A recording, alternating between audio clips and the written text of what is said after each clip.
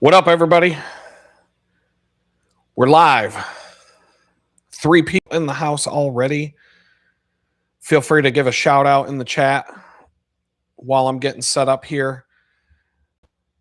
I am going to put the links in the chat. If you want to follow me on any other platform, support the channel, do whatever it is that you guys do, we're going to put the link, we're going to pin that to the top of the chat for the whole show. If you go there, links.litgood.com.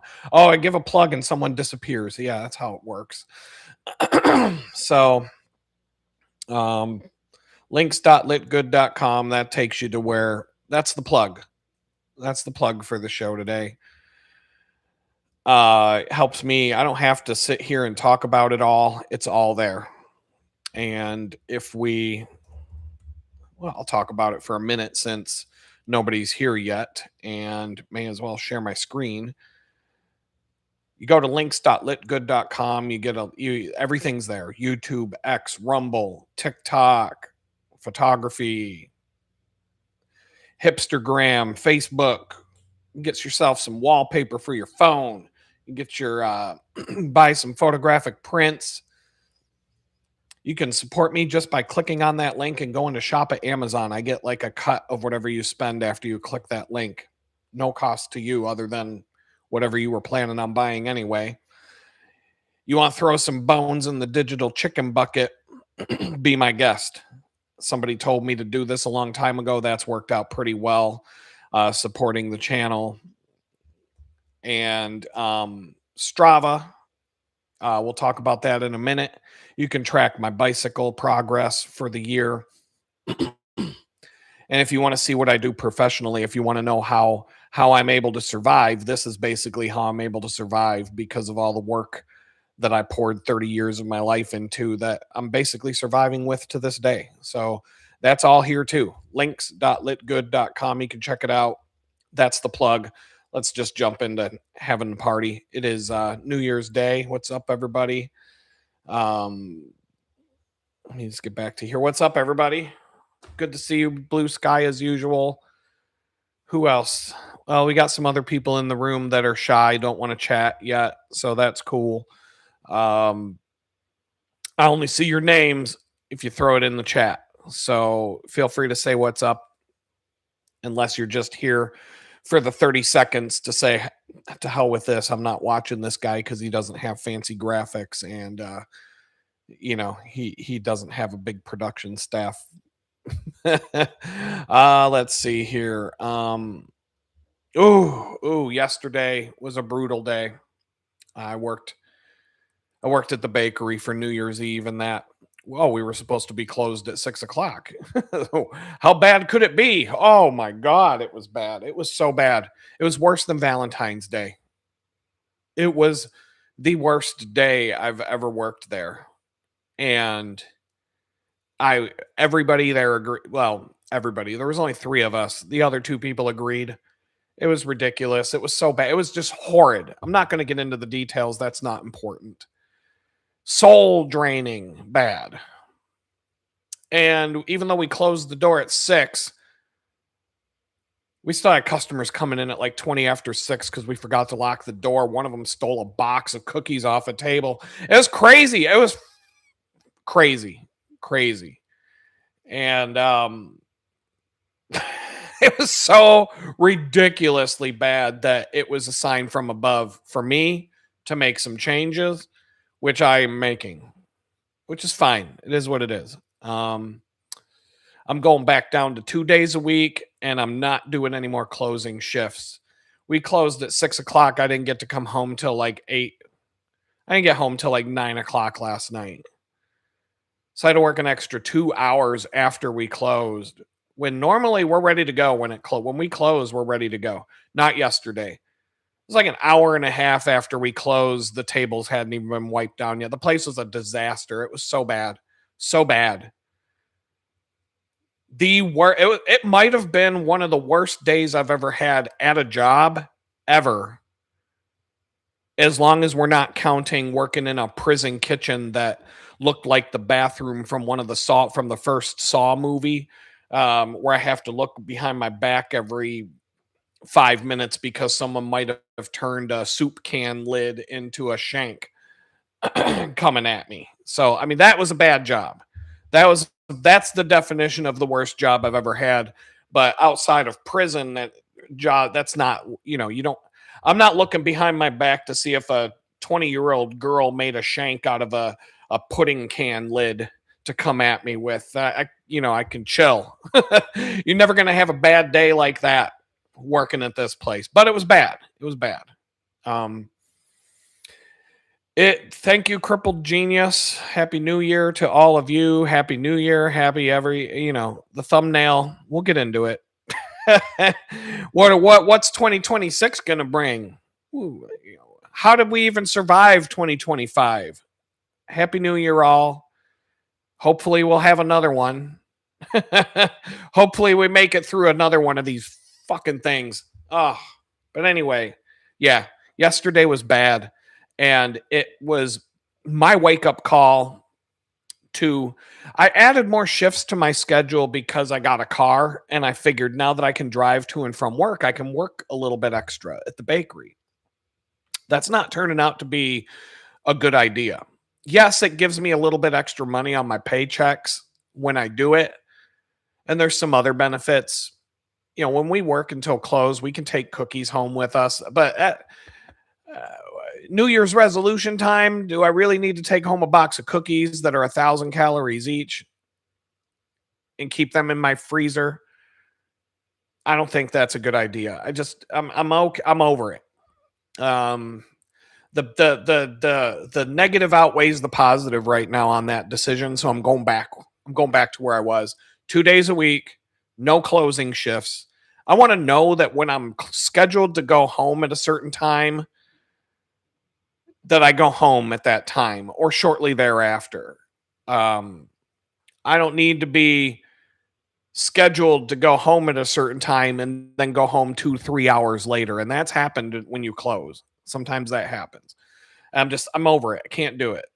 I'm too old for that shit. I don't know how other people my age do it. I can't. I can't do it. It's too much of a drain on my time and energy. This extra shift in the middle of the week is completely destroying my ability. My house is falling apart. You can kind of see behind me a little window into that, but like my place was neat and tidy.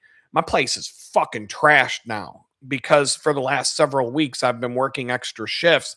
Just one extra shift in the week throws my whole equilibrium out of whack. Dishes piling up, chores not getting done, the bed never gets made, the laundry never gets done. I don't even know if I have a clean pair of underwear for tomorrow. Like, it's bad. It's bad. And then when I do get laundry done, it takes 5 times longer to get the laundry done because, if you skip 2 weeks on laundry, it's 1,000 times worse than just doing it every week. I was in a good rhythm. And then that one extra shift is all it took to throw my whole rhythm completely out the window. And so I need to get it back. I need to go back. I can make more money having extra days to keep my energy on point doing what I'm supposed to be doing than taking extra hours at a place where I make the least amount of money. It just it doesn't make sense. So I'm okay. It's okay. It's just, I try things. If they work, if I try something new and it works out, great. If it doesn't, then don't keep doing it. It's, life. That's life. Don't be afraid to try things. Nothing is set in stone, but I did it. I gave it an honest chance. I gave it 2-3 months. Yesterday, I was like, fuck, done. We're done. We're done here. No hard feelings. I like everybody I work with a lot. In fact, if it wasn't for that, yesterday, I might have just said, you know what? Fuck it. I'm going home and just walked. But the people I work with are great. And so even when you have a bad day, at least I'm surrounded by people that I really like. And that's a big deal to me. That is more important. Any job, it doesn't matter whether it's a professional 6-figure job. I've walked away from 6-figure jobs in less than 3 months because I was working with a bunch of assholes. And I said, you know what? Fuck it. I'd rather be homeless. I never did have to be homeless because of that decision, but I did make those kinds of moves earlier in my life and just didn't care because I was surrounded by cutthroat dickwads. And I said, my sanity and my mental health is not worth the money. And one time a girlfriend dumped me over it. She literally was like, I can't believe you're that irresponsible and that you would put your family or your kids in that kind of a situation and take risks like that. I don't want to be with a guy like you, because I quit a 6-figure job that I'd only worked at for 2 to 3 months. And I turned around and I started making more money working for somebody else. And I was like, fuck you, bitch. You missed out on all kinds of good dinners and dates and money being spent on you, all because you didn't have the patience to see it through. Bye. Get out of my face. So don't be afraid. Just don't live your life in fear. I'm guilty of it too. I dish out medicine that I don't take. But I can tell you for a fact, don't live your life in fear. The bolder you are with your decisions, the better the results will end up being, even if you have to play even if the game takes longer to win, it's better to win than to lose. But 2 days a week at the bakery, no closing shifts. I'll do Saturday and Monday, keep one day in between Sunday to recover. And then I have Tuesday, Wednesday, Thursday, Friday every week to do whatever I got to get done. And then 3 days to deal with that. Because it takes a day. It takes a whole day of my life to recover from a shift at that place just to get my energy back up. It's like a hard workout. It's like I could ride my bicycle 100 miles tomorrow, which is Friday. And let's just say I have Saturday off. I won't do anything on Saturday. I will be recovering from a 100-mile bicycle ride. Even though I'm seasoned as an athlete and a cyclist, I can do a 100-mile ride. It's not a big deal. Some people think that's crazy. I can do it. You think, yeah, okay, Knight of the Name, I would put up with quite a lot to ever know what a 6-figure job felt like. I used to say that shit when I made 30 grand a year. And then you climb the ladder and you get there and you find out no amount of money is worth some of the shit that you put up with. It's just not. Maybe some people don't learn that lesson. I learned that lesson. I learned that lesson a lot, more than once. And whenever I've made a bold move like that of just walking away from a good opportunity or what on paper looked like a good opportunity, whenever I make the right move that the man upstairs is telling me to do, it always turns out better. I walked away from that job 3 months into it. Like I said, the girlfriend said, I'm out of here. Fuck that. I won't be with a guy like you. I walked into a better job like that, working from home, spending the whole summer with my son, making even more money than I was before. And then I worked for that place for about 4 months, 5 months, something like that. I worked for the whole summer. And then I started another job making a little bit less money. I have made moves in my career where I will take a job that pays less because I know it's going to be a better place to work. Money isn't everything. And it's like Biggie Smalls said, more money, more problems. That's all it is. I made 6 figures and I was still struggling paycheck to paycheck, trying to figure out how to juggle everything and pay my bills. And my fucking car broke down. And what am I going to do with this? It doesn't matter. It doesn't matter. You get the fucking government climbing up your ass so far, the IRS coming after you, taking money that you fucking earn. And like, it's always problems. It's never good. Billionaires, if you have that much money, most of the stress in your life comes from having all that fucking money. And it's not all fun and games. All these people, all these billionaires, they have their yachts and their mansions and all their fucking toys and everything, but they're so busy in life, they don't have any time to enjoy any of that shit. They sit on their yacht with their cell phone glued to their ear, talking in meetings all day long, running their fucking empire or whatever, stress the fuck out because of the stock market dropped or, some bullshit happened at Amazon and Jeff Bezos is going, oh my God, my stock price just dropped by 30 points today. What are we doing? It's nothing but stress. You can't just sit on your fucking yacht, kick back with your hookers and blow and just have a good time. You gotta constantly run your empire. You don't get to take like a vacation. Fucking Mark Zuckerberg be out in the middle of the ocean on his motorized surfboard or whatever, probably talking on a Bluetooth earpiece to somebody at fucking Facebook about some shit that didn't get done yesterday. You know, like they never get to take a break from it. It's not all great. It's not, you know, some of the, you know, to get to the top, sometimes you have to completely dedicate your life to the point where you don't even have a life anymore. You know, Michael Jordan, I was talking about how much money Michael Jordan makes every minute of the day. Like literally, I think he made, what was it, like a couple $100,000 every minute of the day. Like, give it a minute, he's 200 grand more in the bank. But that dude had to do nothing but dribble a basketball for, you know, 20, 30 years of his life nonstop. Nonstop. Couldn't do anything else but practice with a play basketball from 4 a.m. till midnight every day of his life. to dedicate yourself that much to reach that level. He did it. Now he gets to reap the rewards in his later years, but his prime was spent dedicating himself 150% to his game. And, you know, good for him. He did what he wanted to do. But it's not always fun. It's not. I've had good jobs, I've had bad jobs. I know the difference. All I know for real, for sure, I'm playing the long game right now. People are always going to question your decisions when you make a move that seems stupid to other people. So of course people are going to be like, "Oh, fucking idiot. He has a car now. He can work at the bakery 40 hours a week and now he's just going to work 2 days a week." Yeah, I'm going to work 2 days a week so that I can focus on shit that's going to be better for me in the long run, even if it doesn't pay me as much tomorrow. But I do have enough freelance work to be fully paid on those days that I'm not at the bakery.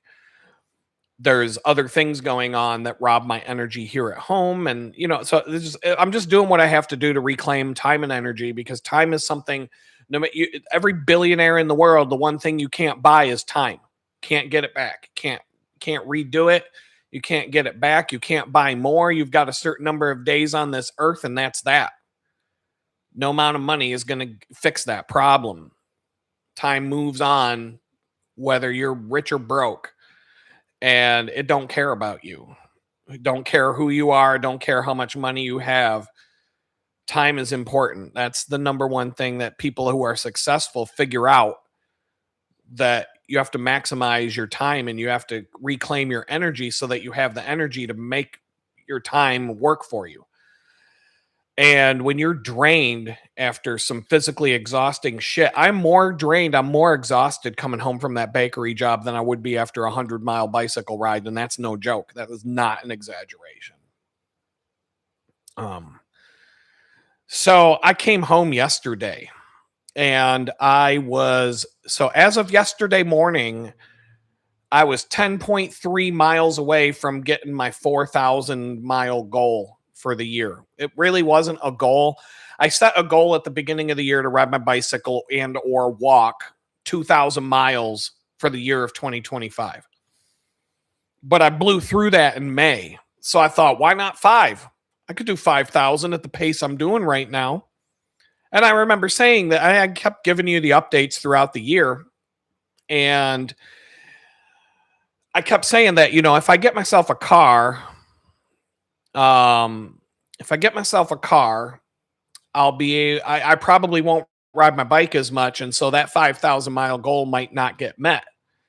And so I bought the car in September. The whole month of October, I didn't ride my bike once, not one time. And in November, I rode to the bakery and back one time the whole month. So that put the 5,000 mile new goal or whatever out the window. But I'm like, I'm really close to being able to say I did 4,000 for the year. And yesterday is December 31st, and I'm still 10.3 miles away from the goal. But I was exhausted. Things are going on. I'm really burned out right now, and I was too tired to ride my bicycle to the bakery yesterday. And thank God I did drive, because that would have been horrible. That would have been an absolutely horrible day to ride my bicycle to that place. It was so bad. So bad. I've already talked about it. Like I said, I'm not going to get into, I'm not going to list out all the details about why yesterday sucked it was one of the worst days I've ever had at a job. It was so bad. But at the same time, I had this attitude about it the entire day. Like in the back of my mind, it's like, yeah, this sucks, but whatever. I'm here. I have no fucks to really give about it. I don't care. I really don't care. Like I didn't take anything personally or get mad about it, but it sucked. But in the back of my mind, I'm like, you did used to work. You one time in your previous, few years, you worked in a prison kitchen making 70 cents an hour in a kitchen that looked like the bathroom from the first Saw movie, dumping out 50-gallon tilt skillets of boiling water, wearing nothing but cheap styrofoam Crocs on your feet. Like my feet could have been burned off, like boiled away. The skin could have been boiled off my feet because we had no protection. There was no safety. I had to look around my shoulder every time someone cut open a fucking can of fruit with a can opener because that fucking that can lid could be turned into a shank and being used to cut my fucking throat anytime I turn around. Like that shit was bad. No little 20-year-old girl at the bakery is going to come up on me with a can lid from a can of fudge she just opened and cut my fucking throat from behind. I got, like there's a difference between what a bad day is now and what a bad day could have been. I watched a guy in prison get stabbed over a bag of potato chips. And I don't mean a bag of potato chips like you buy at the store. I mean like the little snack bag of potato chips that you get in your Halloween bucket when you're a kid. The little bag of Fritos that has like 5 potato chips in the fucking bag. Someone got stabbed over that shit, cut open to the point he's running across the cell block and like body parts are falling out of his cavity. And I'm looking over, I'm like, holy shit, is that a spleen? I don't even know what a fucking spleen is, but I think I saw one laying on the floor over there. This dude was like running with his hands over his fucking body, trying to keep his body parts from falling out. I don't even know if he died. I don't even fucking care. That's the environment that I was in. Some dude got stabbed to death over a bag of potato chips. They locked the fucking jail down. This jail was fucking crazy. They locked the jail down for the rest of the day. And then the next morning we were, oh, well, back to normal. I saw a dude in federal prison. You have a little bit more freedoms, as in, so you have the freedom to have a master lock to lock your foot locker with, but that also gives you the freedom to put a master lock in a sock and then walk up to somebody and bam and smash them in the face with a master lock being whipped at you with the end of a sock and having your skull crushed in. So that I saw that kind of shit happen. Yeah, I've seen some shit. So there really isn't much that can happen at a bad day at a bakery job that's going to really like ruffle my feathers that much because, I'm not watching somebody run across the parking lot holding their fucking body parts inside themselves, while, oh shit, there goes my, there goes a kidney. You know what I mean? Like, what the fuck? Or like someone walking around with their eyeball hanging out like this on their chin, and trying to like put it back in.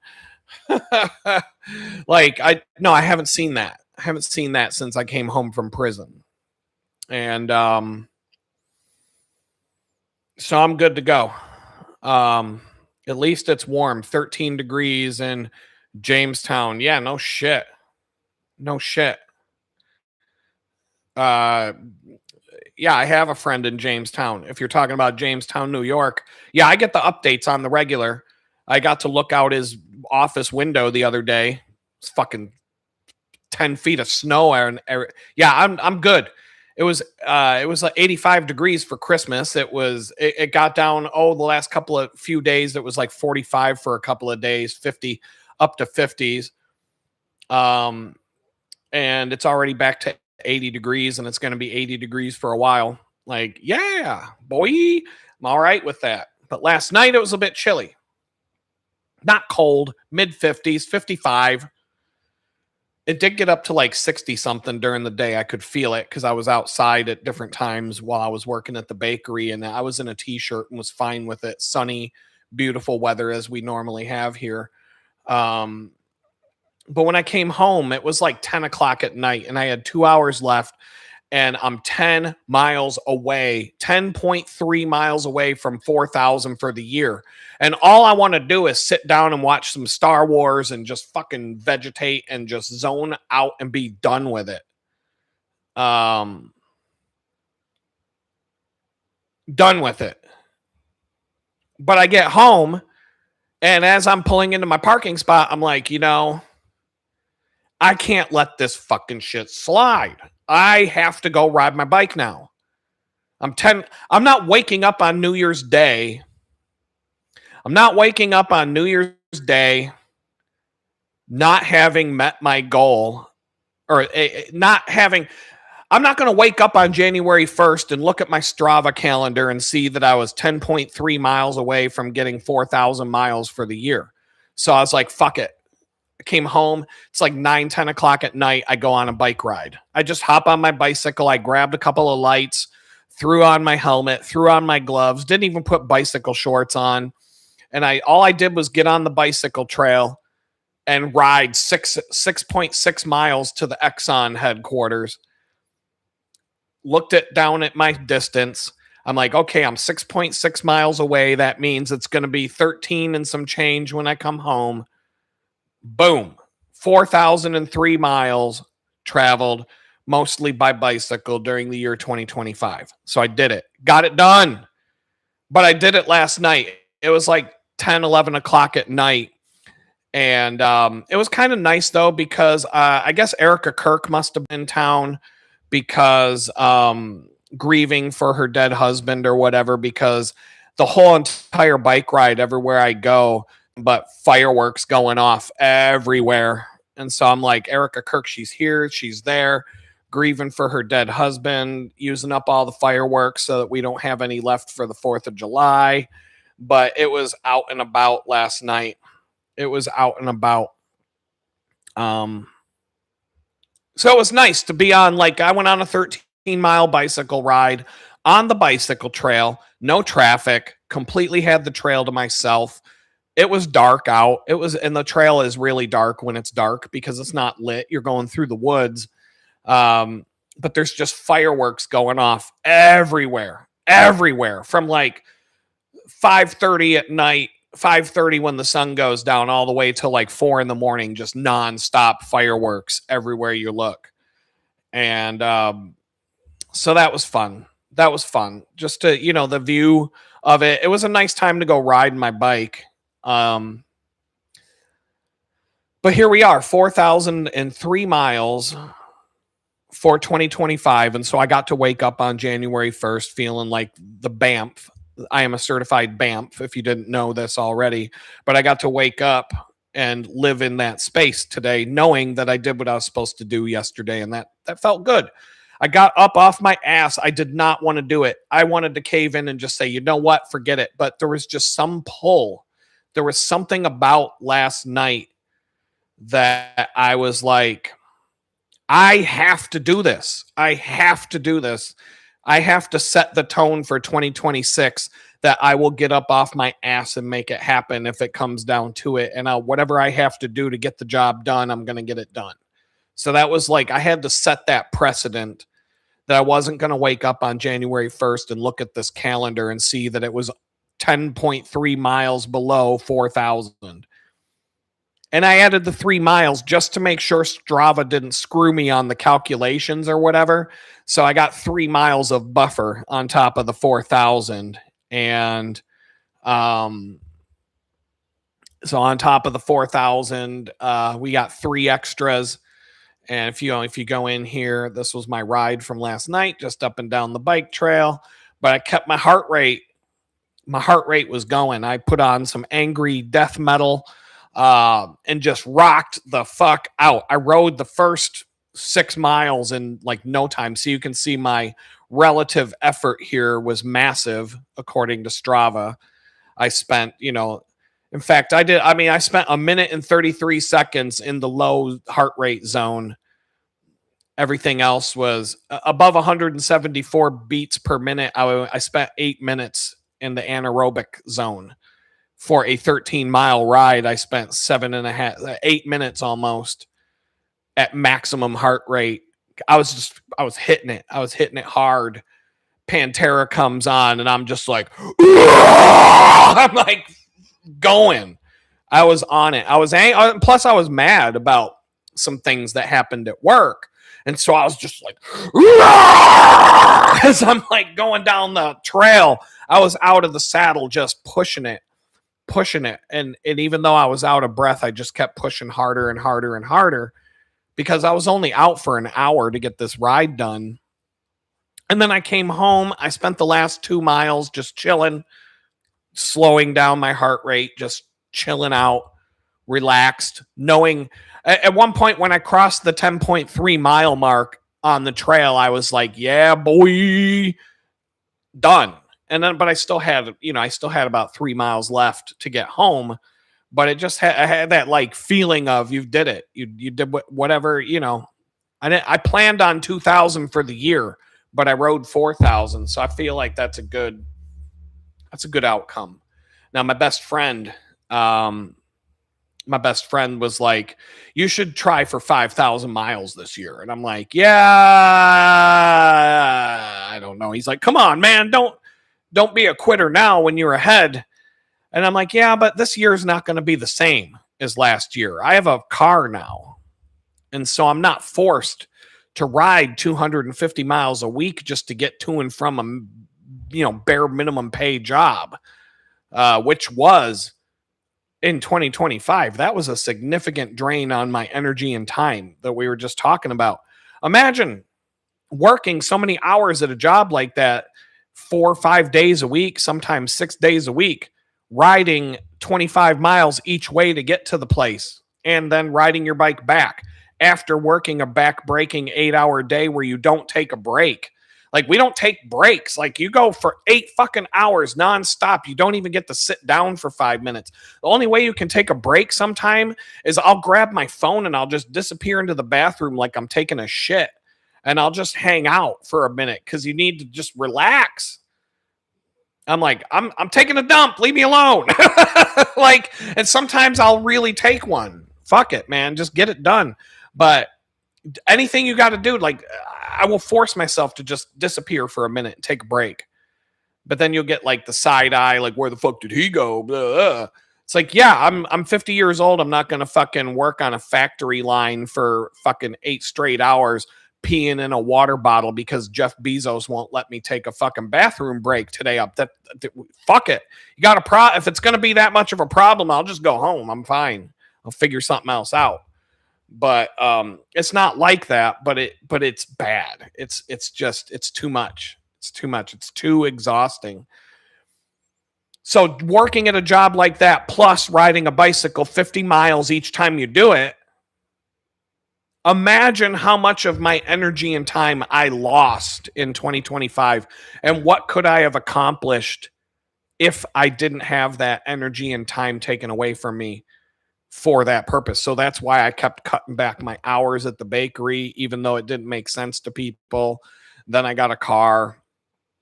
I added some hours back thinking, oh, I can do it now that I've got a car. That turned out to be not the right move. And so now I'm going to go back to 2 days a week. And my goal is to be no days a week working at a job like that, putting all my energy and time into bigger and better things.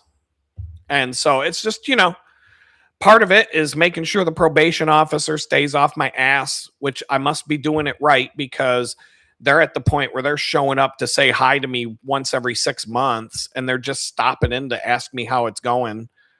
And the last time he showed up getting his year-end quota filled, he was like, I'm going to try and put you on the list where we never come and see you again.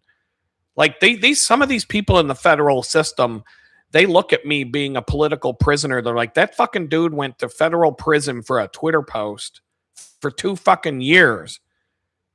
Yet we got child molesters running free that spent 2 weeks in fucking jail for raping a 9-year-old girl. Like, what the fuck is going on here? Like, so a lot of people, they won't outright, some of them outright say it. I had prison guards and jail guards coming up to me on the regular saying that they were completely disgusted by what happened to me and they thought it was bullshit. They wanted me to know that pretty much everybody here who's a human being, because not all of them are, but I was told so many times that everybody here thinks it's bullshit that you're here. So, they were good to me. Like, they treated me as, they were good in terms of like I had to be there. They couldn't break me out of the place, but they could make my stay a little bit better by, basically leaving me the fuck alone and not doing things that they might do to people they don't like. Put it that way. So my friend's like, yeah, you should get 5,000 miles this year. And I'm like, the situation's not the same. I don't know how I can fit in 5,000 miles on a bicycle right now in 2026. I mean, if we divided by 12 months, that's 416 miles per month. So if we go 30 days in a month divided by 416, we're going to get like, well, if we do 5,000 divided by 365, I would have to average 14 miles a day every single day to ride my bike that far. So I would have to ride at least 100 miles a week for 52 weeks to give myself a buffer zone to where I'd have to go 100 miles a week, roughly 400 and something miles a month, just to be able to think about doing 5,000 miles. And it's not impossible. If I rode my bicycle every time I work a bakery shift, that twice a week, that's almost 50 miles per shift. So that's 100 miles in a week doing that twice a week. So it's not out of the question. It's not out of the possibilities. But I would like to ride my bike for fun. I haven't gone on it. Last night was actually the first time since I moved to Houston that I rode a bicycle for the sole purpose of riding a bike and not going somewhere that I had to be. So I've been here since September of 2024. And that was last night was the very first bicycle ride that I rode that didn't have a destination to it because I had to be somewhere and I had no other way of getting there, or I chose to ride my bike to go somewhere, even though I have a car for the exercise or whatever. But every single time I ride my bicycle, it is for the purpose of transportation to get somewhere and back. I've never gone on a bike ride to just ride my bike and just have fun.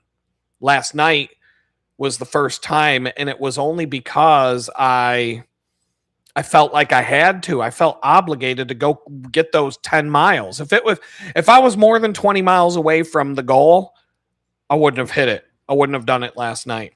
I wouldn't have gone on a 20-mile ride at 10 o'clock at night last night. It wouldn't have happened.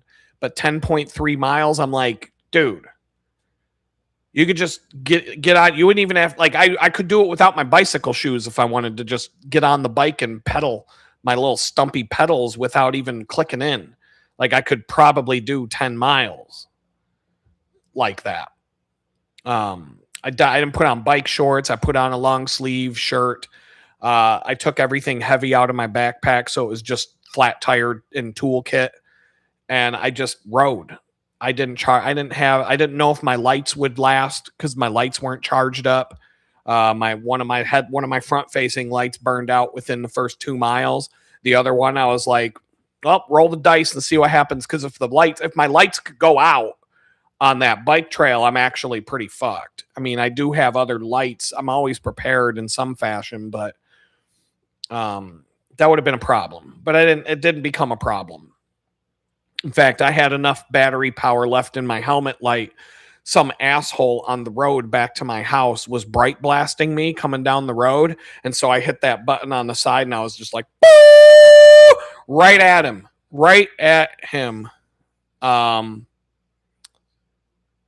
Damn, you've been MIA, bro. You talking about me? Because I've been here. I've been in the action week after week, day after day. I haven't missed a live stream yet. So I don't know. Maybe you're talking to one of our other participants here. Oh, you haven't seen? Well, you know why you haven't seen my videos pop up. I'm on the shadow ban. I've been shadow banned by YouTube for 15 months now. They don't want you to see my videos. They don't look at the thumbnail of the live stream today. You know we're going to talk about some stuff that YouTube don't want you to hear. So I don't know why they haven't kicked me off the platform yet. Why they put me in the creators boot camp. They put me in the creator boot camp that they paid me for like $700 to be in it. And I'm surrounded by people with hundreds of thousands of subscribers. And I told them, I said, yeah, I go, YouTube's got me on shadow ban. I haven't received one subscriber it's been 15 months now, not one new subscriber. I had 1,200 subscribers show up in the first 60 days, which normally takes 15 months for a YouTube channel to get the first 1,000. And then they put a cap on it. And they will not allow my channel to grow ever again. Probably ever again. So if you know that you're here, you're all, you know, the regulars, the OGs in the house, you got my back, and I appreciate that. And we're having a good time. I don't care. I'm not going to let YouTube dictate what comes out of my mouth because they're a bunch of fucking scumbags. Oh, there's something they didn't want you to hear, but they're a bunch of fucking scumbags with their censorship and their bullshit. And if they don't want you to hear what somebody like me has to tell you, they may keep the channel alive to get some pennies on the ad revenue, but they, you know, for whatever reason, they haven't kicked me off the platform yet.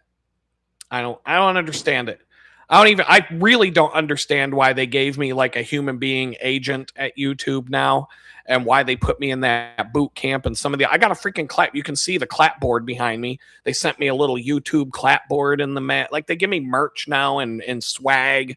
And I'm just like, what the fuck for? Like, you shadow banned me. You have actively blocked my channel from growing, while other people who do what I do and say what I say are getting big. But you know that because they know I'm powerful and they know that I have a mouth that can make some shit happen. And so they're like, we got to keep this guy on the down low because, you know, he's somebody who can get people riled up. And that's why they put me in prison for a fucking Twitter post. I mean, they wouldn't just do that for anybody. They know that I've got something. God's got me on a path. But, you know, the good Lord, if he's behind me, good luck trying to get in my fucking way. If I'm doing whatever God wants me to do, none of you motherfuckers are going to have a chance, because I got the backing of the good Lord behind me. And, you know, if I'm not going the way that God wants me to go, God will make it perfectly clear. He'll send me to prison for 2 years for a Twitter post and be like, yo, you got to calm the fuck down and think about what comes out of your mouth. Obviously, if the Twitter post was bad enough to get put in prison for it, God probably didn't agree with what I was saying either. So we'll take it. I'll take credit where credit's due. But Jesus Christ, who the fuck goes to prison for a Twitter post for 2 years?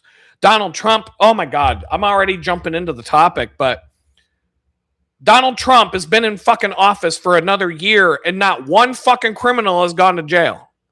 It's been 9 fucking years since that piece of shit told Hillary Clinton that she'd be in jail. 9 fucking years and she's not in jail. How many people did Joe Biden put in jail that were on the other side? How many Republicans went to jail and prison under Joe Biden? I went to fucking prison for 2 fucking years over a Twitter post, and Donald Trump can't arrest one of these fucking criminals, one of these fucking Somali pirates that stole billions of dollars in Minnesota, the governor of Minnesota that allowed it to happen. Holy fuck.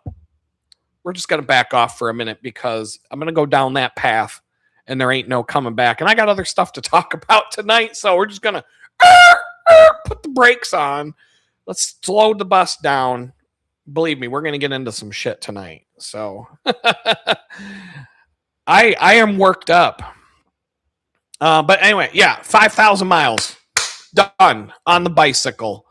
It reminds me of the morning. It was back in like January or February. I was riding my bike to the bakery at 6 o'clock in the morning, and this dude pulls up to me, rolls down the window of his pickup truck, and he looks me dead in the eye, and he goes, "Man, I just wanted to let you know you're a badass motherfucker, man. Yeah." And I was like, well, Thank you. I'm glad somebody finally recognizes this and gave me the credit I deserve. But I've been wearing that shit like a badge, a BAMF. I'm a fucking BAMF. And I've just, I needed to be told that day. I needed that guy to let me know. So I need to find like a bicycle jersey that I can wear. Cause they got these stupid ass bicycle teams, like UAE for Tadej Pogacar and US Postal and all these stupid ass jerseys that they wear in the Tour de France and stuff. But I need something. Let's see what they got. This has to exist. Maybe not. Maybe I'll have to design it myself, but I need a bicycle jersey that looks like a bicycle jersey. Let's just share my screen here. I need a bicycle jersey like this with like a team name on it, like something like that, BMC or Visma Lisa Bike or, one of the popular bicycle teams, but it just says BAMF, BAMF, BAMF across the front of it. Because people will be like, oh, he's on a team or like some people, unless you really look at it, you won't know what it means.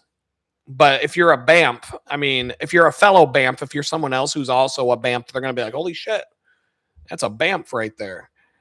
Team BAMF, yeah. Badass motherfuckers, united. So that's what I need. I need that bicycle jersey. I'm going to probably have to make my own, design it, and then sell it on Etsy. Maybe that's my key. Maybe that's a golden ticket to get sales on Etsy. Find a custom printer of bicycle jerseys and make a bunch of funny ass jerseys. But I don't see a BAMF jersey. I'm surprised that this doesn't exist. Every time I search for something that I have an idea for, it comes right up. So somebody's already thought of it. So I don't know how nobody's thought of that one. But so my friend wanted me to get 5,000 miles this year. And I'm like, I just don't know if that fits my goals for the year. Like I'm not like this new year, new me guy where I'm just like, all of a sudden it's January 1st and I'm a whole new person now and I'm going to do all this shit. But I don't play it like that. But it is kind of fun to do because, here we are, New Year's Day. It just happened to be the day of the live stream. So why not? Why not? So, but I don't think 5,000 miles is the right goal. A better goal for me right now would be losing 40 pounds. Stop being a fat piece of shit. Lose 40 pounds. How much better could you ride a bicycle if you were 40 pounds less than you are right now? Like right now, my freaking bicycle, my freaking beer belly dad body gut thing, whatever the fuck it is, when I'm riding, my bicycle shorts just go foomp down below and I have to keep pulling them back up as I ride, and it's freaking annoying. And I know I have to get down to about 210. I have to lose 20 pounds before that'll stop happening, and I'm aware because I kind of go back and forth on my weight all the time. 40 pounds. 40-pound weight loss goal would force me to keep working out at a high level. But without a specific number of miles in mind, I could just, I could roll with it and do what feels right. Join a gym, do more variety so that I can work on the parts of my body that, my legs are tight. If the rest of my body looked like my legs, I could win a bodybuilding contest. So, but my legs are like, bam. Even I look at my legs and I'm like, damn, you're hot. But I have to stick out my leg because my beer gut's too big to see past it unless I stick my leg out in front of me to see it. So I don't like that. But I can lose weight fast. But having a 40-pound weight loss goal instead of a mileage goal this year would require me to keep working out at a high level. But it would force me to improve my nutrition and stop eating garbage food and eating like a fucking pig all the time. I lost 40 pounds in 4 months in federal prison, so I know I can do it. Before I came home from the joint, I looked good. I looked really good. I dedicated myself when I got to Club Fed, as they call it, Club Fed in Danbury, Connecticut. I dedicated the 4 months I had left to working out. And I mean, like working out all the time, working on my mind and my spirit, digging deep into the Word of God, reading the Bible hours a day, working hard on my body, like working out all day long, working out my mind and my body, eating better because they were starving us on purpose. And I didn't have any control over my food intake. So I was desperate for every bite of food I could get my hands on because I was starving. So that was part of the reason why I was losing all the weight. I was not able to eat the number of calories I was burning because they wouldn't feed us enough. And they made it so we couldn't even get commissary for a while because they were punishing this. See, what happens in prison is one person fucks up and they punish the entire prison for it. And that's their twisted ass way of like getting the inmates to police themselves, because the inmates will, if you fuck up and it causes everybody to suffer, then they're going to turn around and attack you. And so that's like, so the guards don't have to do any work. They get the inmates to do it for them. And it's just, they do that in the military too. Full Metal Jacket. How many times did the whole fucking platoon get punished because that stupid fat kid wouldn't get with the program? And then the stupid fat kid went crazy and shot the drill sergeant. But that's what happens too. But that's how they operate these places. So I lost 40 pounds in 4 months. I was losing 2 to 4 pounds a week at that place. And after I came home from the joint, it took a year to put 30 pounds back on me. I've not put the 40 pounds on. I've capped out at about 30 pounds. So I've gone up to 200. I was 200 pounds exactly on the day I went home. I still need to lose another 10 or so, maybe 20 to be at the right weight for my height. And for cycling, I could even be lower than that. If I really wanted to be a competitive cyclist again, I'd have to be at like 160, 170 pounds, but with like legs, massive legs. Then my average speed would be 25, 30 miles an hour instead of 15, 20 miles an hour if I would do that on the same bicycles that I ride right now. So, but it took a year after I came out of the joint to put 30 pounds on. And now I just go back and forth. I'll be like 215, then I'll be like 230, then I'll go back down to 220, back up to 230, back down to 214, up to 220, back down, up. And it's just been up and down, up and down, up and down, up and down. And after I got my car, it was like, boof, I just shot right up to the top of that scale. And I've been hanging out at 230 for like 2-3 months now. And, so, but if I drop 40 pounds, I'll weigh 10 pounds less than when I came out of prison. And I'm not kidding. I'll have to carry around a can of bear spray with me just to keep the women from sexually harassing me everywhere I go. Because that's what they were doing when I was 200 pounds. I couldn't go grocery shopping without women chasing me around the store. But in my situation, I would have taken advantage of that. But in my situation that I was in when I came home from prison, I had a very low self-esteem. Mentally, I was completely fucked in the head. I just didn't even flirt. I flirted back a little bit, but I never got a girl's number. I never took it past the grocery store or wherever I was, and I was being treated so badly by my ex that I had to live with, even though we were bitter enemies. I just kept my head down and just, I didn't need another woman treating me like complete shit on top of my ex. I figured one was bad enough. Right now though, some time has passed. I've healed. So now I could deal with a woman or two treating me like complete shit now, because, that's what they do. And I could play that game again now because I'm more or less immune to all of it now. I just don't give a fuck anymore about what they do. So, they'll just be whatever the fuck they are, and I get to be me. And one way or another, it's fine with me. That's one of the main benefits of being single, especially at my age, is I do whatever the fuck I want. I do what I want. Period. That's it. That's all. What do you do with your time? Whatever I want. I do what I want. Do I get to travel? There's some things that probation won't let me do, but I couldn't even afford to do those things anyway right now. So I do what I want. If it's within my budget financially, I do what I want. I want to watch fucking Star Wars tonight, and chill out and relax. Decide I'm going to do my chores tomorrow. Have a pile of dirty dishes in the sink tonight because I don't give a fuck. Then that's exactly what I'm going to do. I don't got some bitchy ass girlfriend trying to boss me around or manipulate me or tell me, you know, you got to do the dishes, you fucking loser, blah, blah, blah. I do what I want.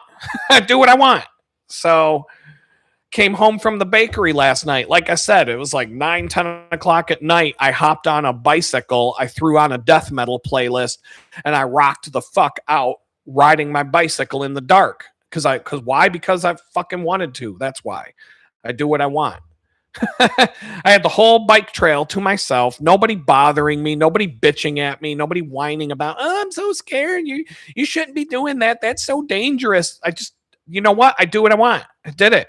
I went out and did it. Why? Because I fucking wanted to. That's why. You know, nobody telling me I got to go some dumbass family fun bullshit, you know, and go to do some dumbass shit that I don't want to do because I do what I want. That's what I do. So it's not always that bad. Being alone sometimes isn't bad. Especially, I mean, I don't give enough of a shit about it. That my last relationship was so bad that that's what I think about when I'm like, you know what, man, you should try and find a girl. Boop, that just pops right in. Nope, no, I'm good. I don't need that shit. I don't need that. I mean, there are good things and bad things, but the bad was so bad that anytime I feel like, you know, Adam, you don't want to be alone for the rest of your life. Oh, wait, you know, it's not so bad. It's not that bad. It's not that bad at all. I don't have to fucking have this behind me all 24 hours a fucking day, screaming in my ear, telling me what a piece of shit I am all day. I get to do what I want now. So yeah, it ain't that bad. Changing my ways, you know, might be the theme of this year. You know, like I said, you know, I can change me if I want to. Why? Because I do what I want. So if I want to change something, I can do it. Because I think that's the theme of this year for me, making changes and just taking control of the things that I can control and continuing to learn to let God handle the things that I cannot control. Because, you know, I think that's a good goal for the year. Lose 40 pounds, make the changes that I have control over, and do the things that I have power to do, and learning to let God control the things that I can't control myself. Because that's a problem for me. I like to be in control of everything.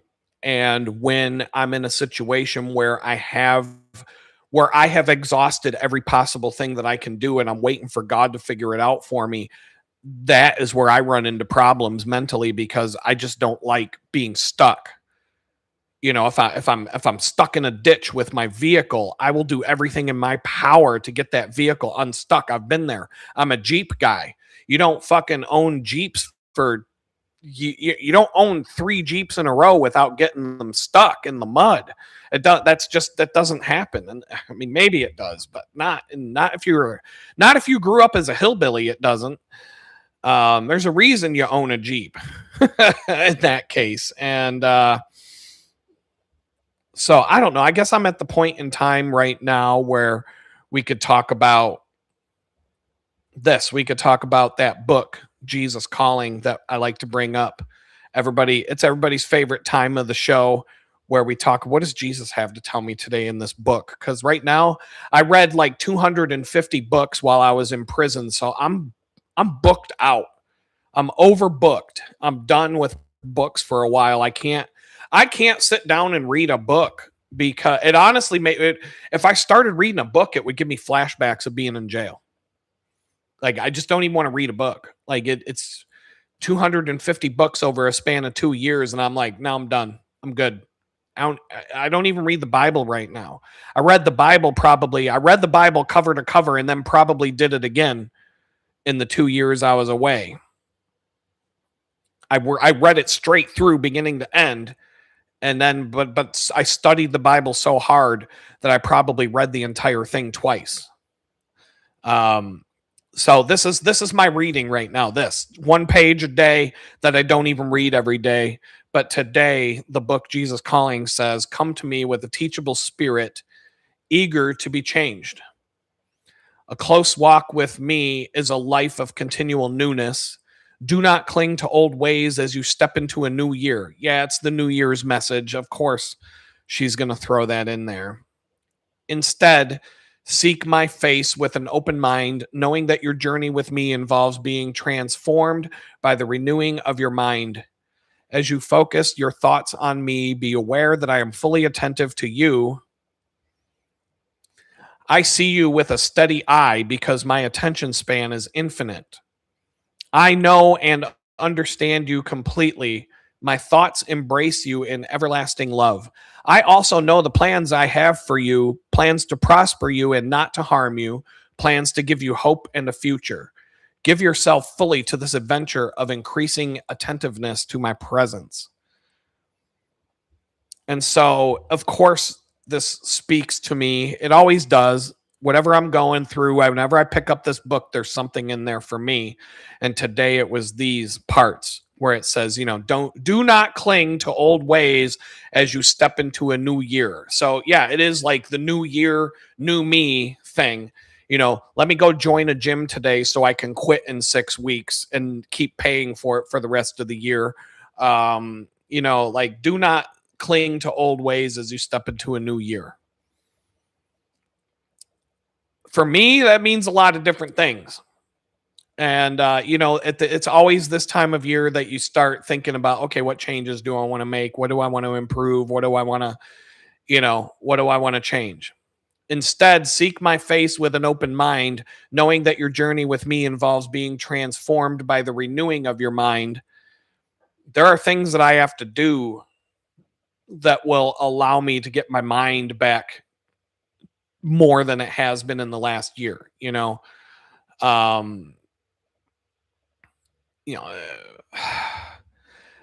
I can reflect over the last year and say, right now where I'm sitting right now, I'm way better off than I was a year ago.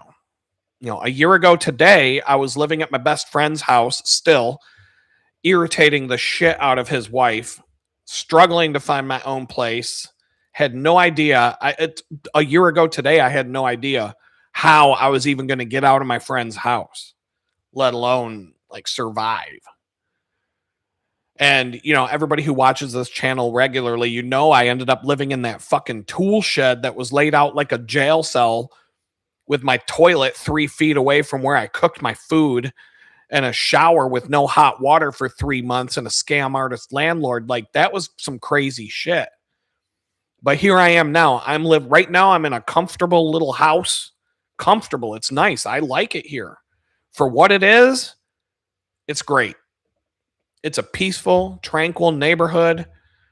The landlord fixes shit. We had a sewer pipe problem a couple weeks ago. Toilets wouldn't flush. Like, it wasn't working. I called the dude I text messaged him at 11:30 at night. Shit was fixed at 8 in the morning, the next morning.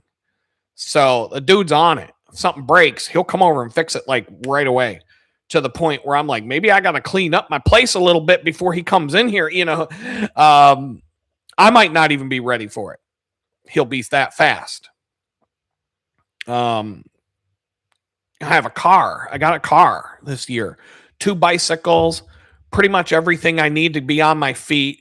I didn't have 2 bicycles a year ago. I'd have a bicycle problem that I'd break something on my bicycle and I would have to stay up all night trying to fix my bike so I could get to my job the next day before I had 2 bicycles where I have like a spare. Like, oh shit, my bike's broke. I'll take the other one today and I'll fix it this weekend. Like, even just having 2 bicycles made a huge difference in my life. Like, I have freelance jobs. I just helped a client finish writing his book. At least I hope so. He keeps coming back with more revisions. I'm fine with it. Every time we do a round of revisions, the book is better. So it's all going to a good cause, but I need to work on something else. I definitely need a change of pace from editing a book. Maybe I'm getting trained of what it would be like to write my own book someday, but my book needs to have a happy ending. Right now, it's just kind of, we're in the middle of my book right now. We're kind of like something good, some good shit's got to happen. I got to be like, it's got to be like you, in order to write the comeback story, you got to come back.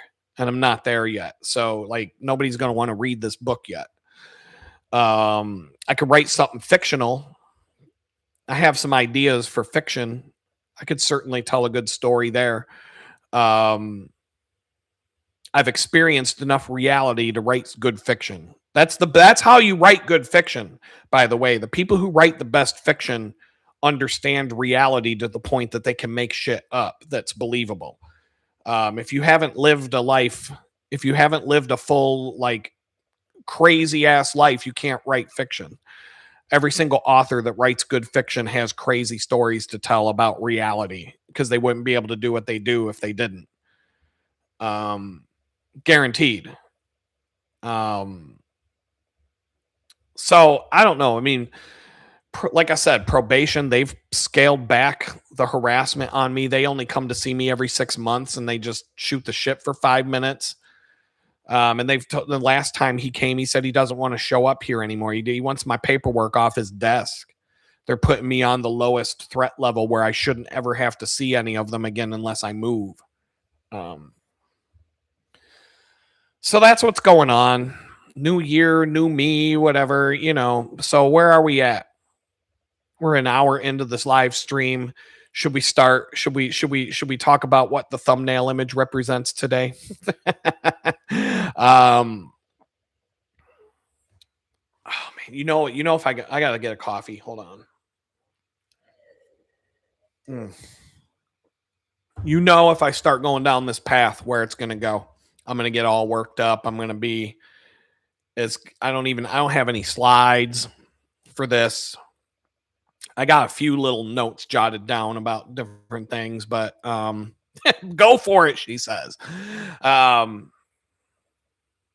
Y'all impressed by Donald Trump's performance so far in the last year? You think he's doing a good job? Because I don't. I'm having a hard time building up my Twitter presence, my X presence, because I can't stand the fucking MAGA cult. I can't stand the people, the blind Jim Jones Kool-Aid cult supporters of MAGA that, just blindly follow this guy and agree with everything he does because, Donald Trump, it's like, what the fuck has he done? He hasn't done a fucking thing. Not one fucking thing. The only thing Donald Trump has done for the last year is bitch about the government on X or on Twitter or his own piece of shit Twitter copycat website. He won't even go on Twitter itself because he probably can't tolerate the backlash that he'd get from people responding to everything that he posts. So he made his own Twitter copycat so that he could post shit. And the only people on that stupid ass website are a bunch of MAGA cult retards who go along with everything he says. And they're like, yay, Trump. We love you, Trump. Do something, you motherfucker. Do something. Do something. Get off the fucking social media. You're the fucking president of the United States. Get off your fucking ass. Go out there and do something. Do something. Cat Turd, I can't fucking stand him anymore. I used to listen to Cat Turd's podcast on the regular, and now I can't even tolerate looking at one of his tweets because it's just they're all in on this fucking guy. Donald Trump it's the same thing. The red hat MAGA retard crowd is the same thing as the Dr. Fauci COVID cult. They're the same goddamn thing. And it drives me, like, okay, I gave Trump a chance. Let's just back up the bus for a minute, because if we go back to the election, if we go back to that 2020, 24 election, where I didn't vote. I don't give a fuck. I'm never voting again. So I'm just watching the show. I would rather sit at home watching Star Wars. I'd rather watch people getting kicked in the balls on YouTube than going to the fucking voting booth. Like, that's a waste of time. I'm never doing that again. Never. Like, so you can tell me I'm part of the problem, blah blah blah. The votes are counted a week before you go vote. So why do I need to go? It's already been decided before you go vote. So I'm not doing that again. I'm not even allowed to here in Texas because I don't have any rights as a convicted felon anymore. So Law and Order Texas ain't gonna ever let me vote. So whatever, fuck it. But even if I did live in a place where I can vote, I'm not voting because I don't give a fuck about it. But if we want to, like, America always has two choices, only two, and there will always be only two. There will never be, well, we had three when Ross Perot ran, but that's because he had a lot of money and he was able to insert himself in there because he was a billionaire. But otherwise, only two choices. Ross Perot may have been a plant just to make sure Bill Clinton won. But either way, it didn't matter. You don't have a choice. You got two fucking bowls of shit in front of you, a bowl of cat turds and a bowl of dog shit, and it's a blind taste test. You're supposed to tell them which one tastes the best or which one smells the best. They're two bowls of shit. I'm not even playing that. Like, I'm going to stay home. Like, why would I go leave my house for that? So on one hand, you got cackling Kamala.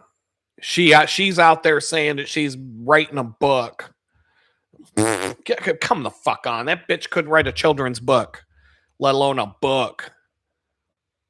So basically, she's getting money, bribe money, in the form of a book deal. Somebody's going to write a book and put her name on it, take a fucking picture of her, put it on the cover.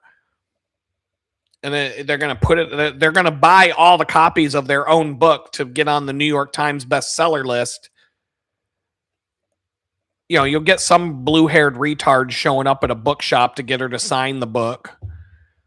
And then like 3 weeks later, all the books that didn't sell will be on the shelf at Goodwill for 50 cents because nobody wants the fucking book. She'll have $50 million in her pocket. Done.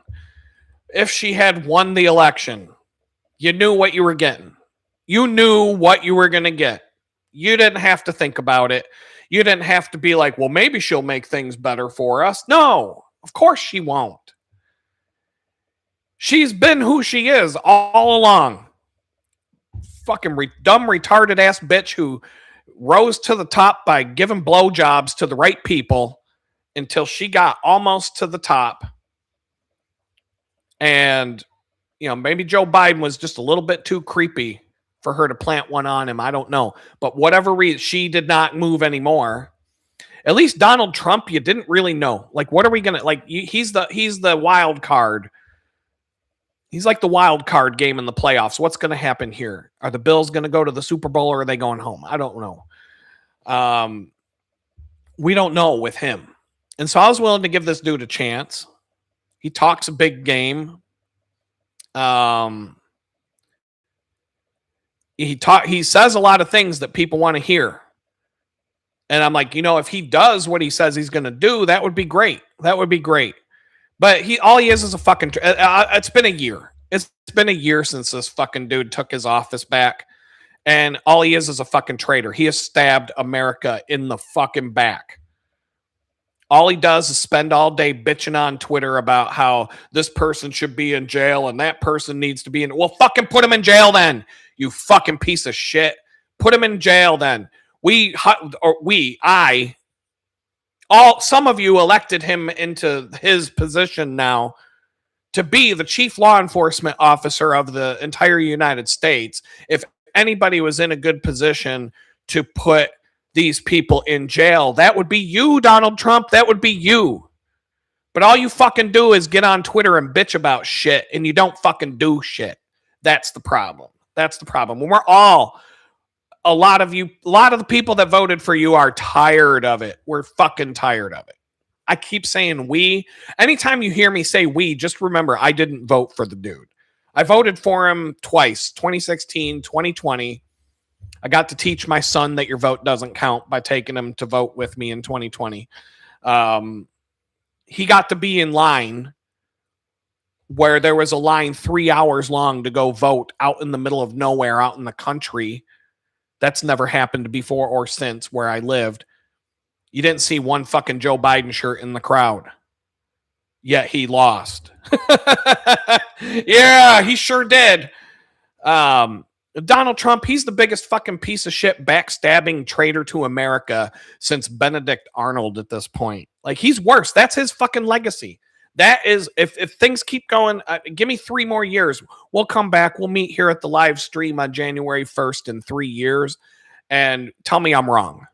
Tell me I'm wrong. That's his legacy. He will be known. He will be remembered as the biggest backstabbing piece of shit traitor to America since Benedict Arnold.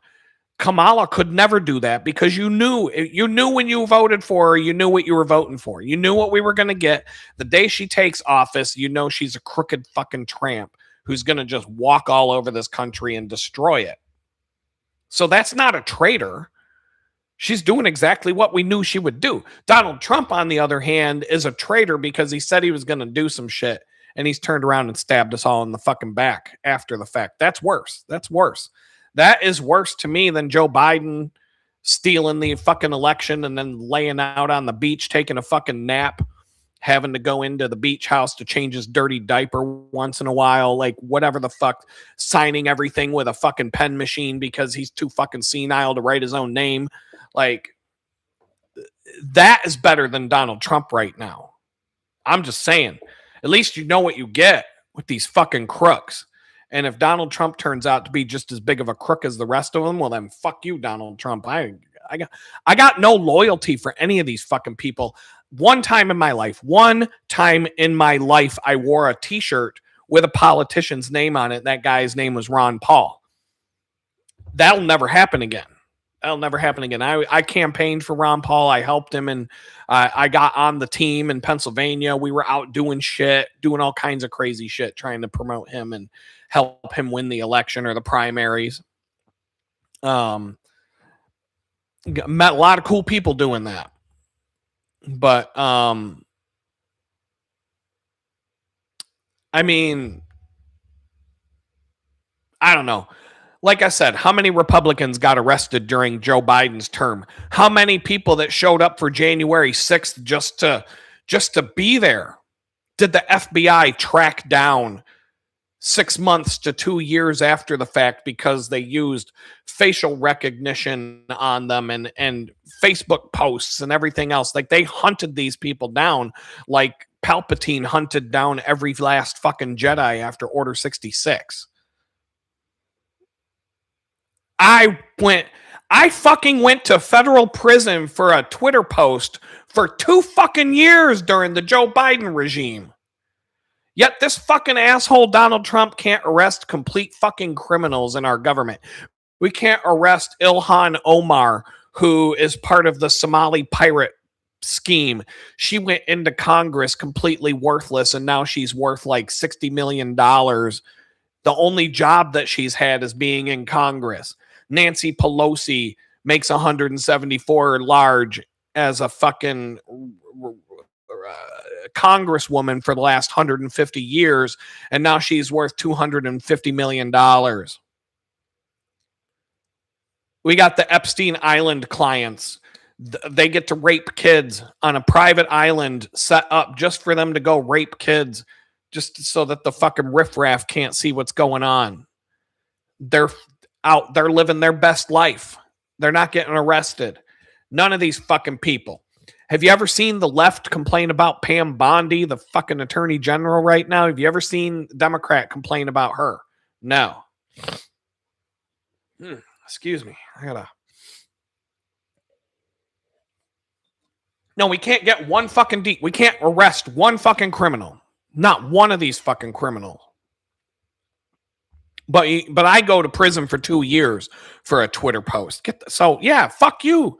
Like, oh gee, Adam doesn't accept responsibility for what he did or whatever. Bullshit. If I'm going to prison for 2 fucking years for a goddamn tweet, then some other motherfuckers need to go down, or I'm going to be bitter about that. 2 years in prison for a tweet while we got these fucking Epstein Island kid molesters running around free. Fuck that. I mean, Donald Trump, I know Donald Trump is a fraud for this reason and this reason alone. Now shit's about to blow up. Donald Trump will not even investigate his own assassination attempt. Doesn't that tell you something? Doesn't that tell you something very particular, very peculiar about that? All right, I don't know if any of you have been to see a president speak. You do not get 100 yards from a president of the United States with a pistol, let alone a gun. You don't get 100 yards from the president with a bullet in your pocket. You don't get 100 yards from the president with a knife. You don't get 100 yards from the president with a pointy fucking sharp thing on your keychain. You don't get 100 yards from the president with I don't even have my keychain, but with the little Swiss Army knife that you carry on your fucking keychain. That would get confiscated by the Secret Service. Nothing. If you've ever gone to see the president, you go through 2 to 3 layers of security, metal detectors at each one, people patting you down, opening up your bag, going through your shit, going through your pockets. At least 3 times before you're even allowed in the area where the president will be. You don't get on the roof of a building. First of all, you don't get on the roof of a building at all. A mile away from the president, all the rooftops are covered. Up to a mile away, you don't get on the roof of a building. You don't open the window of a building. If there's a high-rise building somewhere with windows that open, you don't get to open a window while the president's on the stage. That will trigger some crazy shit to come down on you if you open a fucking window. Yet a fucking kid, a dumbass kid with not a gun, but a fucking rifle, climbs up on a rooftop 100 yards from the fucking president and takes a shot at his fucking head and actually kills people in the fucking crowd.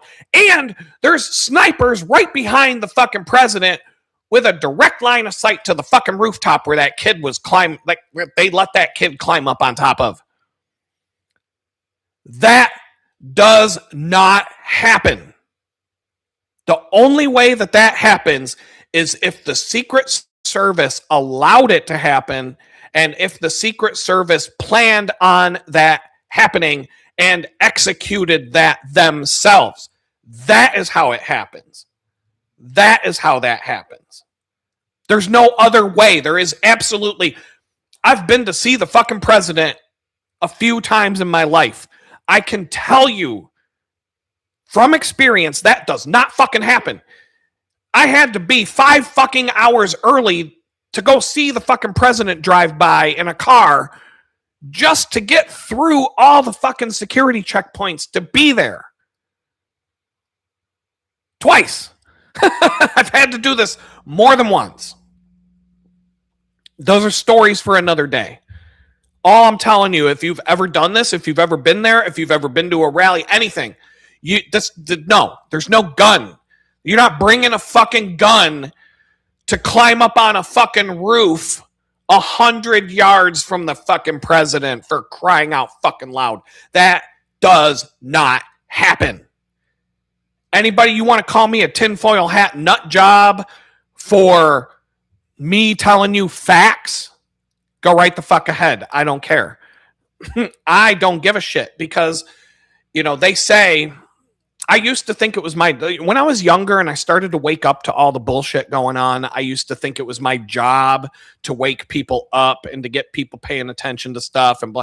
And I used to get frustrated because the only thing that ever happened as a result of that was me losing friends, losing jobs, losing credibility, being called a fucking whack job, a tinfoil hat nut job, being called a Republican by the Democrats, being called a Democrat by the Republicans, just making enemies every fucking day of my life. Finally, I came to the conclusion of, you know what? Fuck all of you. I don't give a shit about any of you. Go to the concentration camps, you stupid fucking retards. You know what I give a shit about? I give a shit about me and my people at this point. That's it. I don't give a fuck about any of the rest of them. Why? Because it's the same concept as nature, right? When you're out on the plains of the Serengeti, there's a herd of zebras eating their grass, going about their business, but they're surrounded by lions, hungry fucking lions. And they're everywhere, and the lions aren't going away. It's the circle of life. A zebra is going to go down today. Which zebra? It's going to be the slowest zebra in the herd. It's going to be the zebra that's an idiot, the zebra that's not paying attention, the zebra that's sick, the zebra that's too slow. The lions, they don't give a fuck. A zebra is a zebra. They don't give a shit. They're going to go for the one that's least amount of work. So it's the same concept with us. If you're awake to what's going on, when they start pulling another scam like 2020 to where it looks like they're going to start rounding up everybody and taking them to the concentration camps and all that fucking shit, you don't have to be faster than the lion. You just have to be faster than the slowest zebras in the herd. Those are the ones that are going to go to the camp first, not you. You're going to have plenty of time when you see them coming. You're going to have plenty of time to get in your fucking pickup truck, grab your shit, go bug out to the fucking woods and find your hideout or your place that you're going to go make your last stand. You're going to get out of the city. You're going to get out of the city before they put up the checkpoints, all that shit. You're going to be well aware of what's going on well before these dumbass sheep wake up to it. And by the time these fucking retards wake up, they're going to wake up in a concentration camp because they were the slowest zebras of the herd. They're going to be the first ones to go. Same thing as on the plains of the Serengeti. That tells you everything you need to know. The slow zebra is the meal. It becomes the meal for the day, not the fast. No lion's going to chase after the fastest zebra when there's a slow piece of shit zebra right there, a complete idiot that thinks the lion is its friend. All these fucking retards walking around thinking the government takes care of me. They're good people.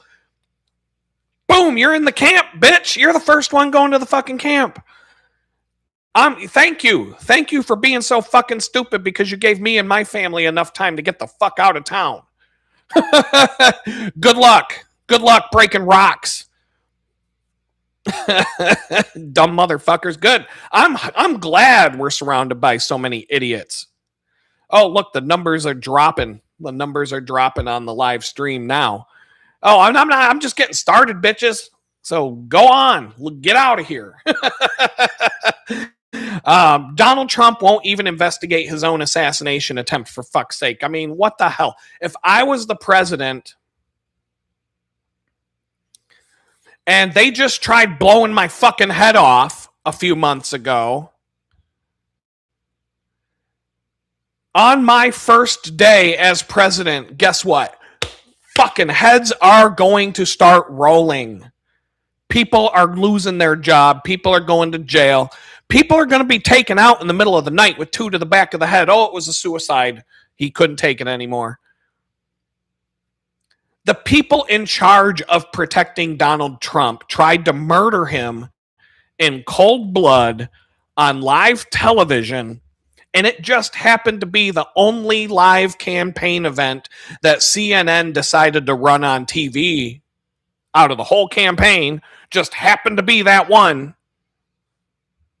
And the only thing Donald Trump does is post bitchy ass tweets about who needs to get arrested. Fucking arrest them then. Fucking do it. I could understand if all you did was post bitchy ass tweets about it when you're not the president. But now you are the president. And all you fucking do is sit on social media, bitch, bitch, bitch, bitch, bitch, and you don't fucking do nothing.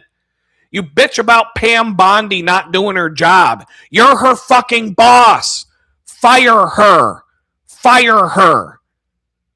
You are her boss. If I have an employee at my company that doesn't do their fucking job, we might have a come to Jesus meeting, a 90-day performance improvement plan, but I'm not going to let my fucking employee go a whole fucking year without doing her fucking job before I'm like, all right, bitch, you're fired. Get the fuck out of here. His fucking trademark slogan is, you're fired. Yet He is the worst fucking hiring manager I've ever seen in my life, ever. He hires the absolute worst people for these jobs. I'm like, where do you find these fucking people? Where do you find these fucking people? Because there are people who will do the fucking job if you put them in there. So that just tells me, again, he's doing it on purpose. He says one thing to get himself elected. As soon as he gets in there, he pulls the fucking plug on that, turns his back on all of us, and stabs us in the back. And so once again, there's nothing I can do about it. And this is like part of what God is trying to teach me, right? Like, worry about the shit that you can control, but don't worry about the shit that you have no power to control. I don't have any power to control this. I don't have any power to do anything about it. There's a lot of things in my life right now going on that I just need to learn to accept that there is nothing I can do about it. And I have a hard time with that because I'm someone who does shit. I do shit instead of talk shit. It's hard to sit back and wait for things to happen when it's out of my hands because I want to do shit. I want to fix the problem. I'm a problem solver. I don't like to sit around. We could talk about the 4 different types of birds that represent what type of people you're dealing with. Every single person you've ever met is either an eagle, an owl, a parrot, or a dove.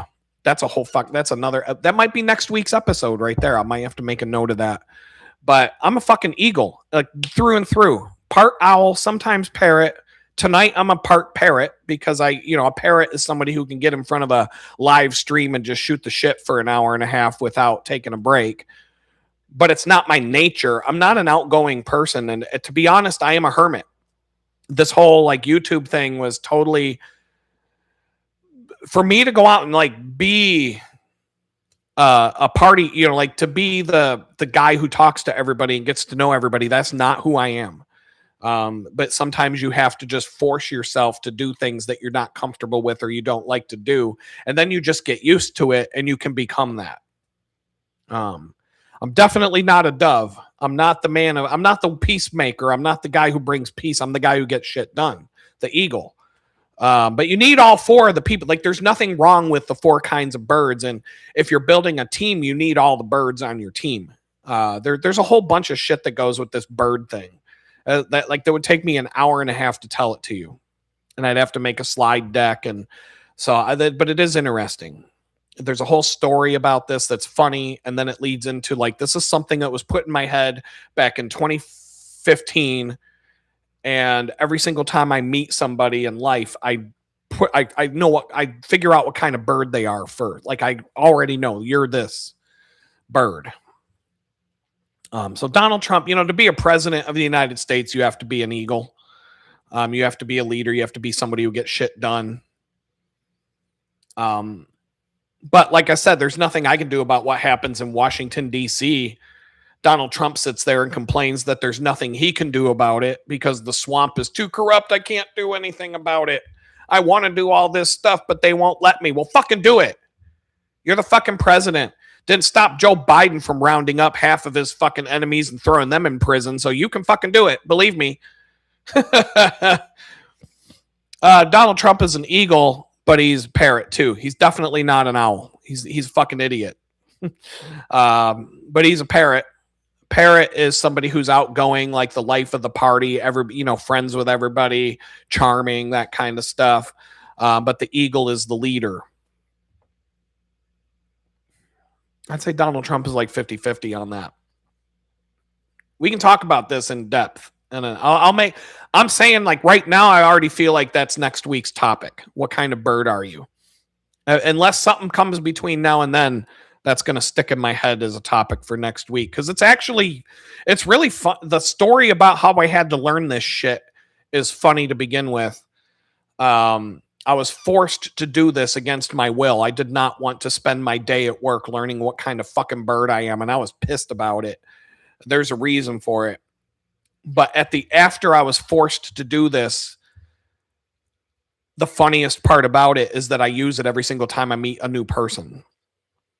It is something I will carry with me for the rest of my life. And it's amazing because it's funny because I've never met a person that you can't describe as one of these birds. And my best friend knows about the bird thing. He had to do it.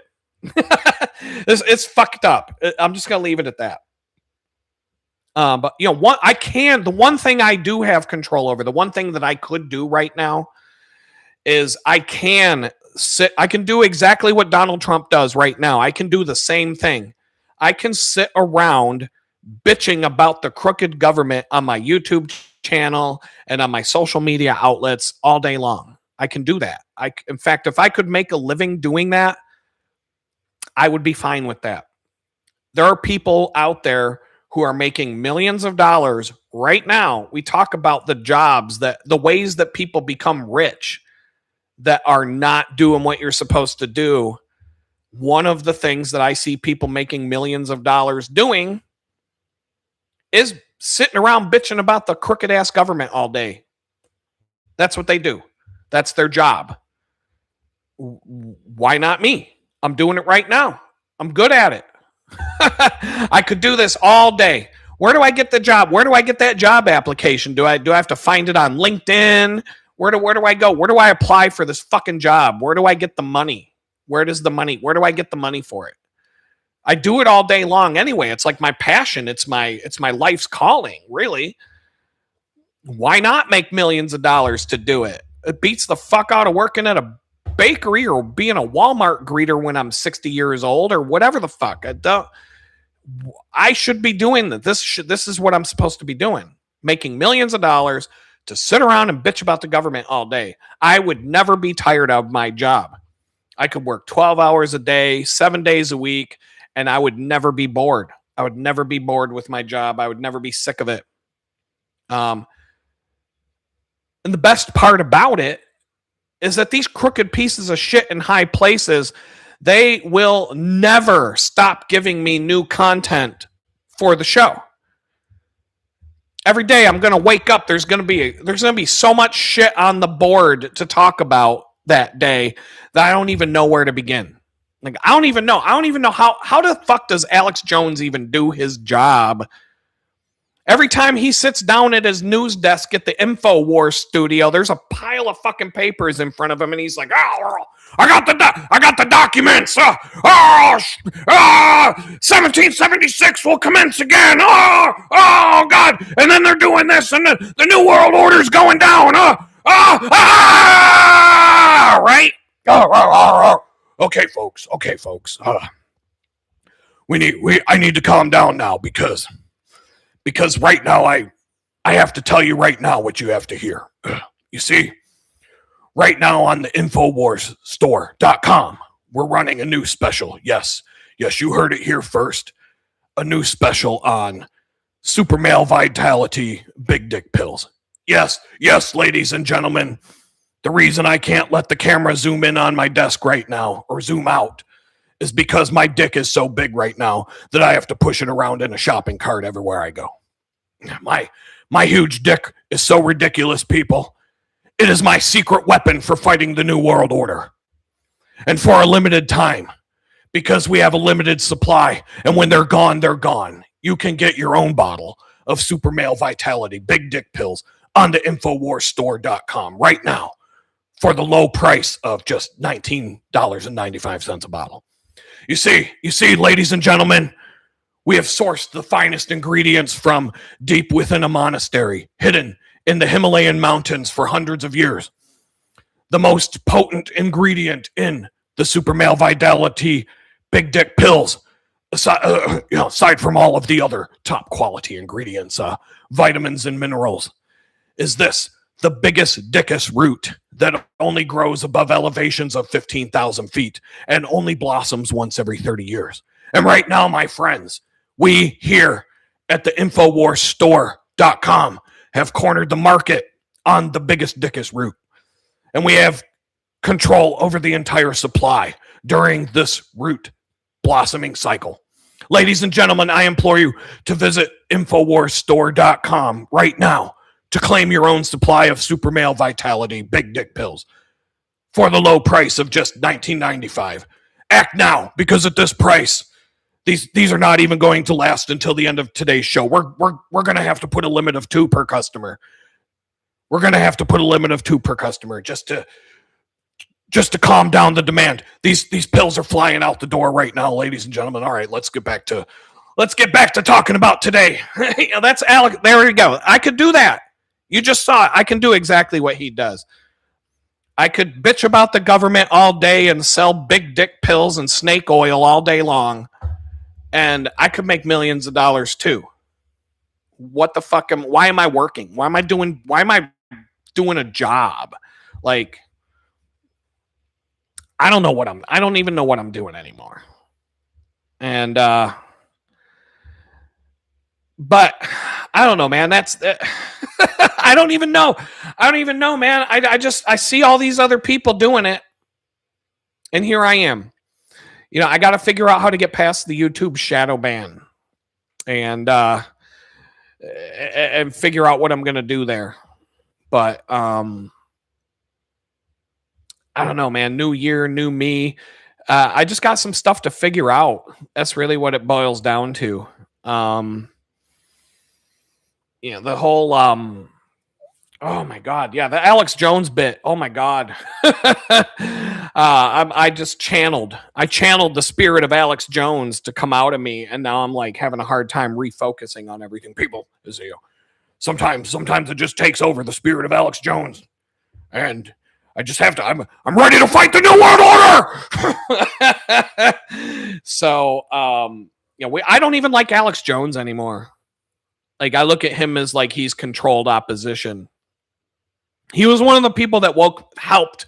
He helped in my journey of waking up to all the shit going on. If I go back to talking about how I woke up to all the shit that's going on in the world, the thing that woke me up was July of 1996.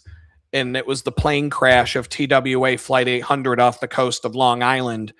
And it was because I knew somebody on the plane. I didn't know her well, but I knew her. And I had conversations with her.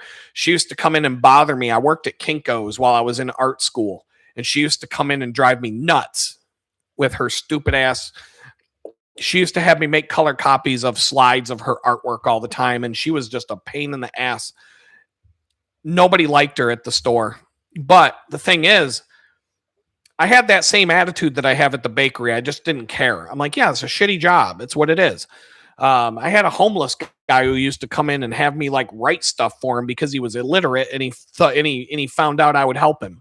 Like, and so I would help him write death threats to the fucking mayor of Pittsburgh, and he'd be like, oh, Goomba Gamba Gamba, I'm gonna come and get you, motherfucker. And so I write Goomba Gamba Gamba Goomba, I'ma come and get you, motherfucker. You best watch your back. And I would just write it down exactly as he said it to me. And I'd be like, here you go, dude. Good luck. So I'm helping a homeless guy write threat letters to the mayor because I had nothing else to fucking do. And he would just come in and be like, hey, man, I want you to help me out, man. I'm like, what the fuck? I'm like, what the fuck do you want? And then I'm like, so yeah, I mean, I did all kinds of fun stuff at Kinko's. Well, anyway, this woman used to come in, this local artist. She was a famous person. All these people are like, oh my God, you don't know who that is? I'm like, no. Am I supposed to? They're like, that big mural on the side of that building that's 10 stories tall. That's her painting. And I'm like, oh, okay. Anyway, this woman would come in on the regular, and but it would just be me and her. I'd be working on a Saturday morning by myself, and she'd come waltzing in. But I started talking to her, and I started to kind of get to know her, and turned out she was pretty fucking cool. It was just, she was a pain in the ass, but I started to get it. Like, I started to get where, she wasn't an asshole at all. She was actually a really good person. And so I got to know her a little bit. She knew I was going to art school. She was giving me advice. We'd have conversations while I'm like doing her little, printing out her slides for her. And so we became, I wouldn't say friends. That would be a stretch. But she was a regular customer, and she would come in when I'm working because I would be the one who would be nice to her and just shoot the shit with her and didn't care how demanding she was, or I didn't care. I got to know her. I was like, she's pretty cool. Fuck it. We can get along. It's not my money. I don't care if I have to make 20 fucking copies of a slide before she'll keep and pay for one. Fuck it, man. It's their problem. It's not my money. That's Kinko's money. I don't give a shit. I'm entertained. I did all kinds of stuff at that job to stay entertained. I would let people, so many stories about that job. I had a binder that used to sit on my coffee table of all the crazy shit that people would bring in to make copies of. And it was like somebody stole it from me, because everybody who came to my house would see this sitting on the table and they'd start looking through it. They'd be like, what the fuck is this? And I'd tell them, oh, that's my Kinko's binder. That's all the crazy shit people bring in to make photocopies of. And I end up with copies for myself. And they're like, holy fuck, that's so. And so many things were in this book. So many crazy things are in this book. But somebody stole it. It was worth stealing. It was that good. And somebody stole it from me. I'm like, who the fuck would steal that? But it was that funny. Somebody decided to steal it off the coffee table. And so anyway, she was one of my customers. And I got to know her a little bit. And then TWA goes down, Flight 800, and she died on that plane. And they announced it on the news because she was famous in Pittsburgh. So it was all over the news. And I'm like, yo. No, my CIA girlfriend, that's an old, that was about it. My CIA girlfriend showed up in 2019. And she tried staying in my life throughout 2020. But I finally cut her out at some point in 2020. And that's another story for another day. But yes, I definitely had the Black Sparrow or the Red Sparrow, whatever that movie is about the girl, how they send chicks to spy on you. Like that Ling Ling or Ching Ching, Ching Chong Chang, whatever that girl's name is that spied on the congressman. Ling Ling, Ching Ching, what the Fang Fang, Fang Fang, that one. They sent one of those to me. I had one of those in my life. And it was right after I started working for the Gab website as a front-end developer and user interface designer. All of a sudden, this fucking they knew I hadn't been laid in a few months, so they're just like, send the fat one. Who cares? We'll send Fat Sparrow. But yeah, it was a Red Sparrow, Black Sparrow, whatever they fucking call that. They sent one my way. I mean, she was good looking, but she was a little bit thick. They didn't send the top shelf. They didn't be like, just send her. She'll get it out of him. She'll get him to talk. But that shit was fucking weird, man. That was a weird fucking thing in my life. And all of my friends, when I started to come out to my friends with this story about how, no, this is really like, this is actually my tinfoil hat talking. Like, this is not serious. But I think this girl is a CIA spy. And when I told them the story, they're like, dude, they thought she was a CIA spy. They're like, holy fuck, dude, you need to like. So I sent a zip file to a set of friends that was password protected with a bunch of shit about her. And then I sent my other friends the password. And I said, if I disappear, you have to get the password from him. And that password will unlock what's in that file. And then you use that file to figure out what happened to me. But otherwise, you don't have to open the file. It was like that. That actually happened. That is a real thing. So I took down a bunch of information and just locked it in a file, encrypted, protected, and gave somebody else the password and said, if I disappear, you get in touch with so-and-so. They will get in touch with you. You unlock this file and see what's in it, and then you'll know who did it. Period. And I did that to protect myself because it actually did get that fucking weird. But now we're back in like 1996, way before. So this chick, she died in TWA Flight 800. And so I paid attention to the news stories that came out about this over the years. And lots of different things would come out about this story over time. And it would just capture my attention. because, oh, I knew somebody that died on that plane. Oh, you mean the government's lying? Oh, the wings just fell off, because that just happens, and like 150 witnesses on the coast of Long Island told the FBI they saw a thing go up in the air and then boom, and then plane falls out of the sky. And then the FBI called all of them liars. Okay, well, that's interesting. But you're still saying that no, the wings they were flying along and everything was fine, and then the wings fell off, and then boom, that's it. Because that just happened. I've seen some I've flown on some. I mean, I flew on fucking Con Air. Dude, I flew on the fucking jail. I flew on Con Air twice, 2 days in a row. You see some you think Spirit Airlines is a shitty flight. You ain't seen shit. I flew on Con Air. I could fly. Spirit Airlines is like first class flying compared to Con Air. Holy fuck balls, man. Not even. You're literally, when you fly on Con Air and you got a window seat next to the wing, you're looking at a wing that's held together by duct tape. They don't give a fuck if a fucking bunch of convicts fall out of the sky. The U.S. Marshals have parachutes. They can jump out the fucking plane and be like, see ya, bitches. Good luck. The pilot, the marshals, they're all going to jump out the plane. You're handcuffed to a fucking seat. You're going down. And they will let you fucking, they would, nobody's going to cry about a plane full of fucking convicts going down in the Rocky Mountains or whatever. They don't give a fuck about you. They don't give a fuck about you. They'll fly you across the friendly skies with a duct taped airplane. That's what they do. Spirit Airlines would be like first class.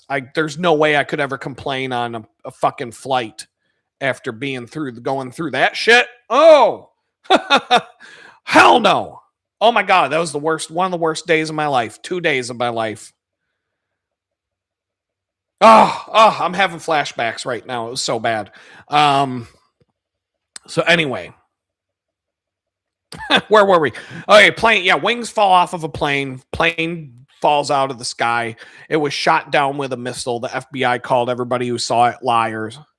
So I saw the progression of this fucking story, which led to finding out Bill Clinton's a fucking crooked ass criminal and his wife is just as bad, and that they have this whole body count of dead bodies in their wake.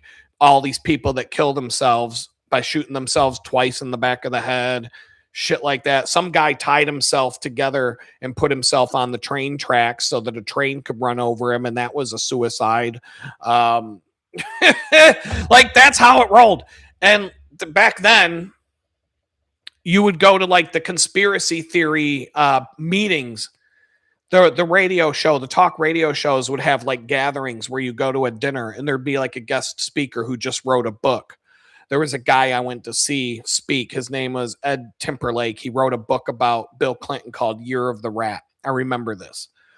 I used to bring my little cassette recorder and record the speeches so that I could have them. I probably have it somewhere in my fucking pile of random shit. I might have a mini cassette tape of that guy's speech that day. But anyway, at the back of the room, there would be tables where people are selling shit. You could pay to have a table to sell your stuff at the back of this thing, and people would be selling. This is like V8. This was before YouTube. We were still watching movies on VHS cassette tapes. DVDs weren't even really a thing yet. So we're at the back. I'm at the back table of one of these conspiracy night meetings at some Italian restaurant. This big ballroom. And at the back of the ballroom, there's all these tables with the VHS tapes. And I picked up Waco, The Rules of Engagement. You can watch that on YouTube for free. Type it in Waco, Rules of Engagement. The whole fucking video will be there. Eye opener. We used to play some of these. My best friend that lives here in Houston, we used to play these things for groups of people. And the Waco movie, Rules of Engagement, would get people crying. People would be bawling. Women, men would watch this movie and be bawling at the end of it. Like, we take the VHS tape out and the whole room is just completely silent and just like, holy fuck, that, like, they just went through the biggest mind fuck of their entire lives watching this video. It won all kinds of It won all kinds of awards. It's a well-made documentary. It will tell you exactly what happened at Waco. And so and one of the other videos that we would show was called the Bill Clinton Chronicles, or the Clinton Body Count, or something like that. And it would just be a 2-hour documentary of all the people that died mysteriously from the Clintons killing them. Straight up. I mean, that's what it was. And then I'd go back to another thing. Like when the movie The Patriot came out, they had a big event. We all got to go see it like a week before it came out in the theaters. They set up a special movie theater, and you could buy tickets for it. And it was like a pre-screening a week in advance before the release of the movie. And it was another one of those things. The whole fucking movie theater was pretty much closed off except for the crowd coming to see The Patriot. A bunch of actual patriots going to watch this movie. And once again, outside the theater, there's a bunch of fucking tables set up with all the shit. And I look, and here's the Clinton body count video. What? Second edition? Second edition? What the? There's like 30 new fucking dead bodies. They had to make another video. And they had to put it out. They had to re-edit it, recut it, do second edition, because there's 20 new fucking bodies on the ground that the Clintons just had killed in the last year or two since the first edition came out. And then I'm going to another one of these events, down the road, 6 months later, whatever. I go to the back. I'm like, what the fuck? The third edition, the Clinton body count, volume 3 now. I have to keep fucking buying these fucking tapes because every time I turn around, the Clintons killed 30 more people. Fuck. The body count was up to like 250 people by the time I stopped buying the videotapes. By the time Bill Clinton was no longer president, the bodies were fucking piled up. They were piled up. And even after Bill Clinton was president, I mean, Hillary Clinton, that fucking, oh my God, dude, they have killed, more people have committed suicide because of the Clintons than because of homelessness, because of drug addiction. The Clintons have caused more people to commit suicide than pretty much anything. Divorce causes less suicides than the Clintons did. They're still doing it. They're still doing it. If we had to wait for the new VHS tape to come out every 6 months to a year, it would be volume 26. They would have a box set. They would have a box set that you could put on your bookshelf where you keep all your videotapes, and all the boxes lined up in a row would make some sort of panoramic image of all the faces of all the dead bodies or something like that. It would be like, one of those puzzle pieces. It would be like a special box set of like 25 videos, and all the spines of the boxes would make a picture, a continuous picture. So you have to keep the set intact. Yeah, Seth Rich, he'd be in there. Of course. I'm sure they killed people last month. I can't keep track of it anymore. There's so much other shit going on. I can't keep track of who the Clintons whacked. So I woke up to all that shit during the Clinton presidency. But when George Bush became president, I was like, oh, thank God Bill Clinton's not president anymore. Woo! I realized, oh yeah, the Bush family, they're bigger. They're way worse than the Clintons. The Bush family, holy fuck, man. The Bush family's way worse than the Clintons. Going all the way back to the grandfather, Prescott Sheldon Bush, who, with Averell Harriman, a Democrat, high-ranking Democrat, Bush was the Republican senator, Averell was the Democrat. They owned a bank called the Union Banking Corporation, and they were the ones that funded Adolf Hitler's rise to power. And motherfucker George Herbert, or Prescott Bush, was convicted under the Trading with the Enemy Act for funding Adolf Hitler during World War II. So these people we were fighting Adolf Hitler, but these fucking high-ranking government officials were funding him and keeping the war going on. Exxon was providing the gas for Hitler's Air Force. If the American if Exxon had stopped the Standard Oil Company, Exxon, whatever it was called at that time, if they had stopped selling the fuel for Adolf Hitler's Air Force, that the war could have ended in like 2 months because he wouldn't have been able to get his planes off the ground anymore. So the Bush family funded Adolf Hitler to keep fighting us. And then the same people make all the fucking money from the military industrial complex that helped America win the war, so to speak. You know, because if you know anything about history, you know we didn't win anything. You know, we didn't win shit. The people at the top cemented. World War II is where all the oligarchs and all the people that run America right now, the real people who own America, that's when they firmly entrenched their power in this government here and locked it down. And anybody who goes against their wishes gets their head blown off. And so Prescott Sheldon Bush, George W. Bush's grandfather, was a fucking crook. George Herbert Walker Bush was a fucking crook. I mean, how much time? We're at 2 hours right now. Do I want to go 3 today? I don't need notes for any of this shit. We can just go. I don't need notes. I can pull this all out of my head. So Prescott Sheldon Bush, Averell Harriman, they were convicted under the Trading with the Enemy Act. They lost their shares in the Union Banking Corporation, and their banking monopoly was basically torn apart because of it. Slap on the wrist. That's all they got. How many millions of people died for them to make a fortune off of it? And they're just like, you got to pay a fine. You have to pay a fine. You mass murderer. You get basically caught being a mass murderer, and you pay a fine. You lose your shares in your fucking bank. Your bank monopoly gets broken up into some smaller companies, you know, just like the oil monopolies got turned into a bunch of little oil monopolies that are all owned by the Rockefellers still, but they have to pretend they're separate companies now. George Herbert Walker Bush, head of the CIA, John Kennedy's starting to, you know, he knows what's going on. He's like, I'm going to do something about it. Boom! There goes his head. Gone. George Herbert Walker Bush was running that operation. He became head of the CIA. Then he became president. He basically became president when Ronald Reagan was elected, because a month after Ronald Reagan was elected, he got fucking shot.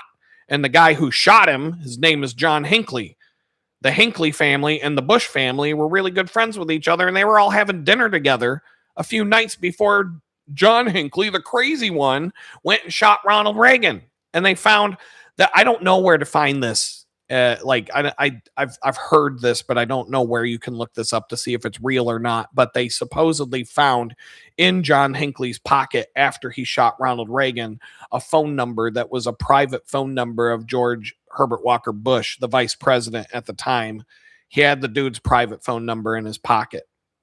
And the only way, that was an unlisted phone number. It was a phone number you wouldn't have unless you were tight with the vice president. The vice president, who just happened to be running the CIA as the CIA director. Aleister Crowley, is that the occult guy? Yeah. And it's supposedly he's shit. What's Aleister Crowley and the Bush family are connected, like they say. What's her name? That fucking bitch, George H.W. Bush's wife. What the hell was her name? That wrinkled old prune. Supposedly that's like his kid or something. I don't know. Or I don't even know. Like, okay, I would have to look this stuff up. The Aleister Crowley connection to the Bush family. But yeah, that was all going on back then too. The whole Bush family, Prescott Bush, George H.W. Bush, George W. Bush, were all members of the secret society at Yale called Skull and Bones. During the second Bush presidency, the second George W. Bush presidency, when he ran against John Kerry, the Democrat, John Kerry was also a member of Skull and Bones at Yale. So you had an election of two members of the Skull and Bones secret society running against each other. And then Tim Russert, the host of Meet the Press, asked them about it on national TV on Sunday morning. First, he asked George Bush, and George Bush was like, "It's so secret, we can't even talk about it."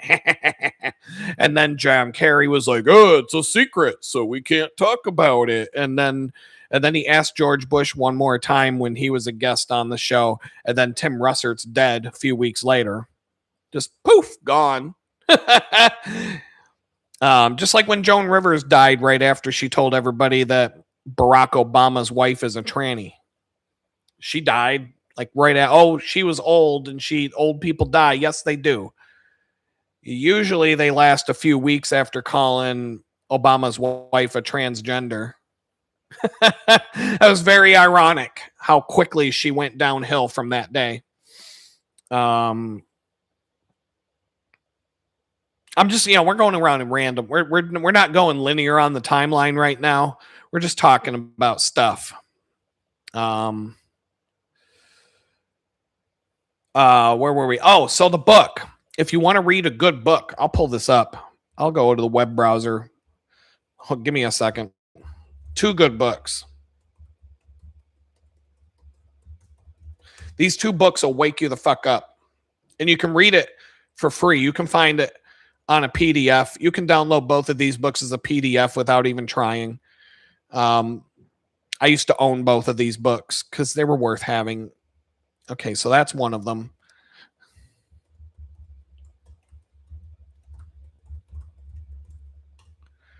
And here's another one. I'm just going to pull up the Amazon pages. In fact, I could copy and paste the links. Give me hold on here. Okay, get link.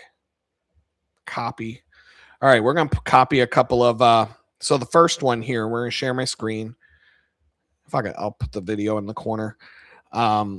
First one's called America's Secret Establishment, and that's the link to it right there. An Introduction to the Order of Skull and Bones by a guy named Anthony Sutton. Now, this book was written in 1986, I believe. When was it written? Hold on. Let's ask AI.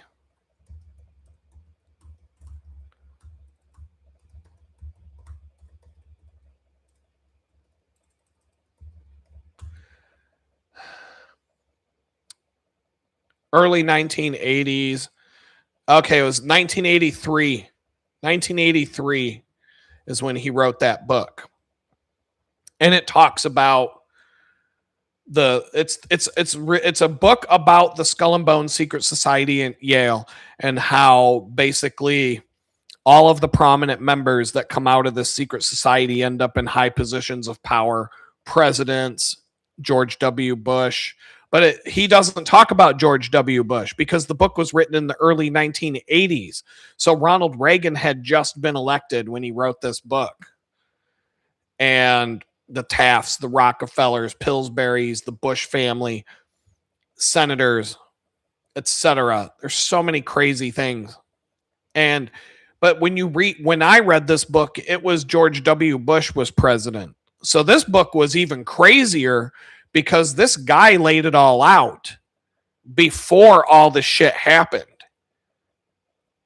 And the reason why this guy knew all this stuff is because he had an insider whose dad was a member of Skull and Bones, who came out and basically blew the whistle on Skull and Bones by telling all the stuff to his daughter.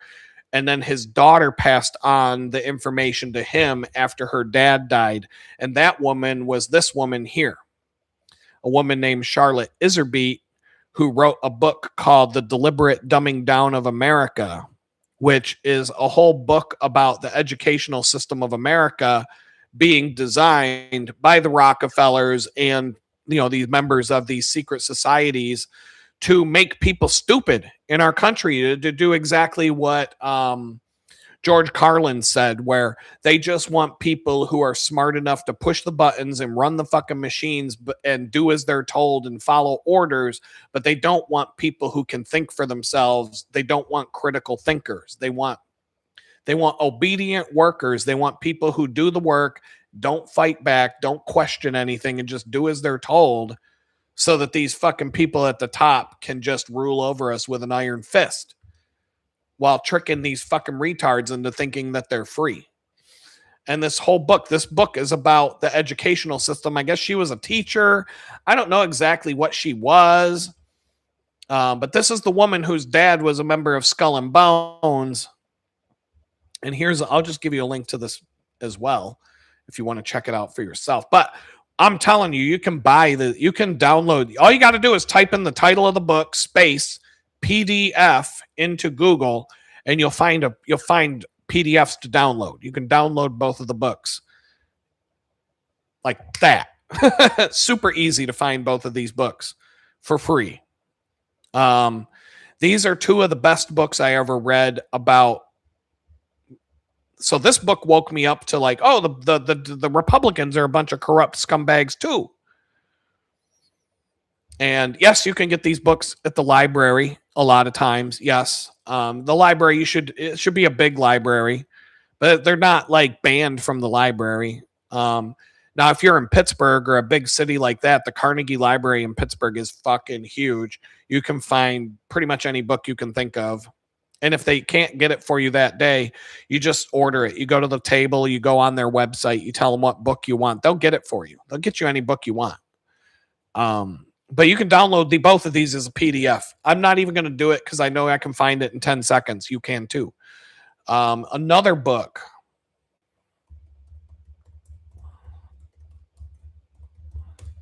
This is another book called Weird Scenes Inside the Canyon, Covert Ops and the Dark Heart of the Hippie Dream by a guy named David McGowan. And he wrote some other books. This book is freaking nuts too. This is an eye-opening book. You can download a PDF. You type in the title in Google, space PDF, boom, you're going to get one. It's going to pop right up. It's going to be easy as hell to find. I have PDFs of all these books. You want it? Hit me up. I'll send it to you. I'll send it in an email. They're small enough to attach to an email. This is a book. This is an eye-opening book too. Basically, it talks about how the whole 60s music scene in Laurel Canyon outside of Los Angeles in California, the hippie music that just seemed to sprang up from nowhere, the counterculture revolution and all that crap. These were all kids. All of their parents were in the CIA and in the military. All of them. The best example I can come up with off the top of my head is if you're aware of the Gulf of Tonkin incident, where one of our military ships was supposedly fired upon, and that was what Lyndon Johnson used as the pretext for us to get involved in the Vietnam War. But later on, it comes out that the ship wasn't really fired on, and the whole thing was just staged, and it was just like another 9/11 to get people riled up so that we would send our kids over there to die in a stupid-ass war that nobody wanted to fight in the first place. The admiral who was in charge of the ship in the Gulf of Tonkin incident was none other than Jim Morrison's dad, the lead singer of The Doors. Jim Morrison's dad was in charge of basically staging the Gulf of Tonkin incident that got us involved in the Vietnam War. And his kid becomes the lead singer of The Doors. But all of them, every single fucking band from the 60s, all of them are tied into the CIA and the military. Every single goddamn one of them. And it just kind of goes, you can't become big in the music scene, or you can't become famous like that. You can't do that. You can't do that unless you play the game, unless you are chosen. The internet, before the internet, A musician couldn't become popular unless they were chosen by the industry, by Hollywood, by the you-know-whos to be popular. They were chosen for that. I mean, who knows what you got to do to become famous like that and to get to the top. You got to fly out to Epstein Island for a weekend so they can videotape you fucking kids. And then they own you, and then you have to do what you're told. But in exchange, you get to be rich and famous. I mean, that's the shit that happens. And for a while, the internet came out and it was a free-for-all. And all of a sudden, people could just become popular by being themselves and being authentic. And people, you know, but then they've locked that shit down. Look at this channel. 2,000 followers pop up in 60 days when the average amount of time it takes for a YouTube channel to get 1,000 subscribers is 15 months. And people flock to my channel in 60 days. And now they've locked it. It's locked. I've gone 15 straight months putting out video after video after video after video, and my subscriber count has not grown by one. Not one. Not one. I could put a fucking camera in front of an aquarium and have a live stream of fish swimming around in a fucking aquarium. I could put a video up of a plant, just watching a plant grow in real time, not you know, speed, like a live stream of a plant. And my live stream of a plant would get more subscribers than this channel does in 15 months. Even if it was 100 subscribers watching a plant grow, I could get more subscribers watching a plant grow than I could keep doing what I'm doing on my fucking channel, because YouTube shadow banned me, and there's no denying it. There's no denying it. To go 15 months of putting out regular content and not even getting one subscriber, not one. If I got 10, I would be like, wow, okay, at least I got 10 new subscribers. 15 fucking months, zero new subscribers. Not even one. Not even one. I can look it up right now. I guarantee you I'm at the same fucking number. It goes up and down by about 5. A few people leave, a few new ones come in, but the average number, like the number doesn't change ever. Let's see where we're at. YouTube Studio. 1,232. It'll be 1,240 and 1,230, and it stays in that range. The day I came to Houston, the follower count stopped cold, dead in its tracks. And it has not gone, not by one. Because, I mean, it does go up and down. Like 2 new ones, 2 people leave. 1 new one, 1 person leaves. Oh, you got 5 subscribers, 6 left. It goes, there's like up and down to it, but it's never gone up. I have never gone higher than 1,240 and never lower than 1,230 for 15 fucking months. For 15 months. Now let me look. I'm going to look up this other dude. Hold up. Oh, no, hold on. I got to go back to my channel. Or hold on a second here. That dude that I've been on his live stream before, and I'm not calling him out or nothing. Like, I'm not, you know, I'm not comparing myself to him or whatever. But there's that dude, Truth Tiger, and we've done a collab a few times. He reached 1,000 subscribers on his channel at the exact, almost in the same week I did, because we were talking about it. We were conversing back and forth via email and shit like that. And I reached 1,000 subscribers the same week he did, and we were talking about it. He's at 16,000 subscribers now. 16,000. I am exactly the same as I was 15 months ago. Yeah, I've done hundreds of videos. I've done all kinds of stuff. I get good engagement on my videos, but YouTube does not like COVID is a scam. Done. You know, the government's crooked. YouTube fucking sucks. They're a bunch of censorship Nazis. There we go. We're done. Forget this. This video won't blow up. I just put the kibosh on tonight's live stream from ever getting watched by saying the things that I say. And so I don't get the live stream. I don't get the advertising revenue I was getting because when I do the live stream, I turn ads off. All the viewers I get come during the live stream, and then for the replays, so I'm not getting shit. I'm not getting paid shit anymore from the ad revenue because I don't want the live stream being interrupted. I don't want you guys, the listeners, having to watch an ad every 5 minutes and then jump back into the stream missing whatever was being said. If they would do it different, I would turn some ads. If I could do unobtrusive ads, I would do it, but they don't offer that. They don't offer like little ads in the corner or whatever that I see showing up on videos now where you have to make it go away. When you leave ads on, it just shows where the chat is. When you turn ads on during a live stream, when the ad kicks in, when you come back to the stream, you missed whatever happened in the stream while you were watching the ad, and so you miss it. The stream doesn't go back and pick up where you left off. So I don't even watch live streams if I get ads. Like Prepper Nurse 1, he puts ads on during his live stream. The only time I can watch his live stream if I'm sitting with a web browser with ad blockers turned on, because then I can actually watch the stream.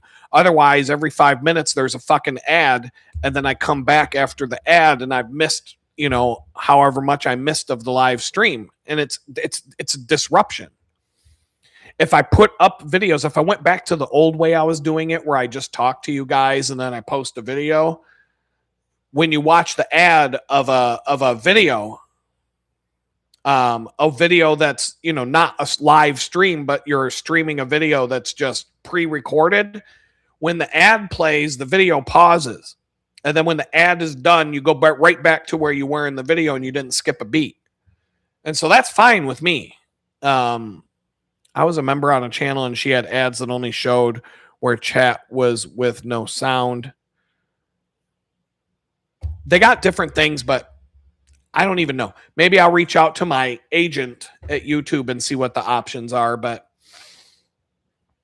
all I know is that nothing I do, the only thing that I can think of that could change the direction of my channel are these videos that I want to do that I keep talking about, where I start doing more like tutorial based kind of stuff like this, the Order 66 video series. It's a new year. It's a new me.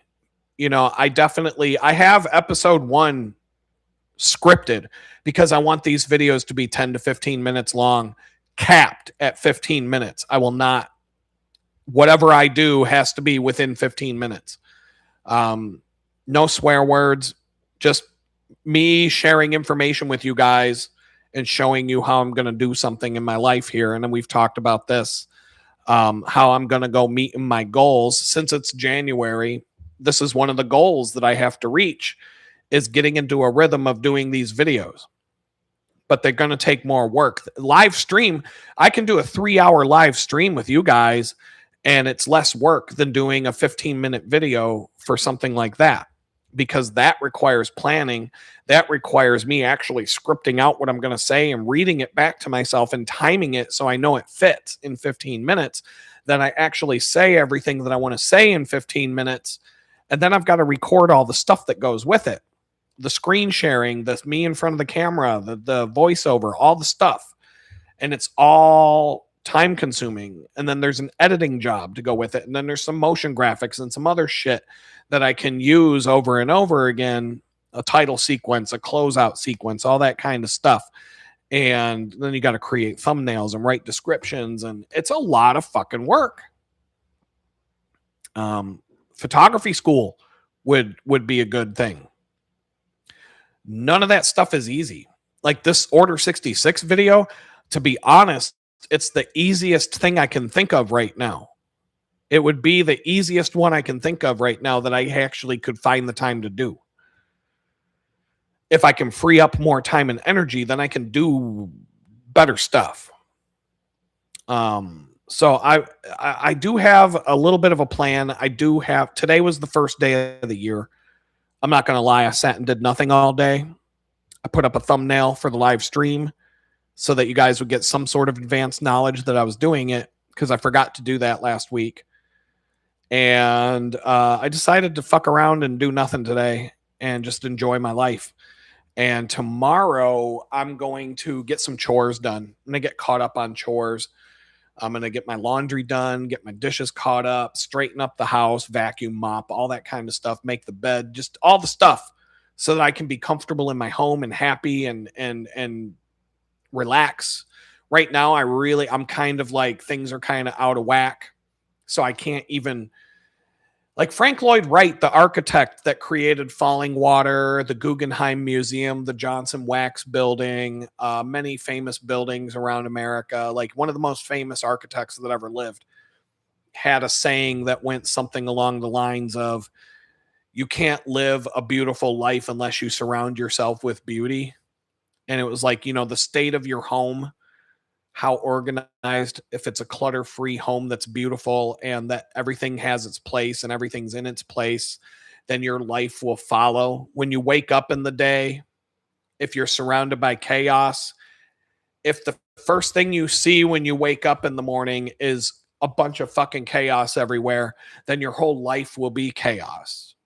So it's like, there's a whole school of thought that starts with make your bed first thing in the day, because and have a clean, like make your bedroom the cleanest room of the house and go from there, because that's the first thing you see when you wake up. And if it's chaos, a lot of people will put their bedroom at last place. Yeah, I would. If I was having, if I knew I was having company come from out of town or whatever, I'd make sure the bathrooms, the kitchen, the shared spaces, the living room, all that, that's where I'm focused. I might just throw everything in the fucking bedroom and shut the door and be like, yeah, that's my bedroom. We're not going in there. But that might be the last on the list. Now, if I have a good date and I think date's going to go well, I might have to clean the bedroom first and go from there, because, that might be where the date ends up. But if I'm having, friends over, I'm going to make sure that the things that the friends are going to, like the places that the friends are going to go are the places where I'm going to focus my attention on cleaning. But if it's just me, focus on your bedroom first. Focus on the first thing you see when you wake up. Make your bed. I hate making my bed. My bed sucks. To make my bed, I got to pull it away from the wall. I got to move a fucking table. I got to do all this shit just to make my bed. I hate doing it. But it only takes like 5 minutes. I don't even think it takes 5 minutes to do, but it's the last thing I want to do when I wake up. But I know as soon as I do it and I'm walking around, every time I walk past it, I'm like, oh, that's a nice looking bed you got there. And it just makes you feel different. When your house I got a tiny little house right now.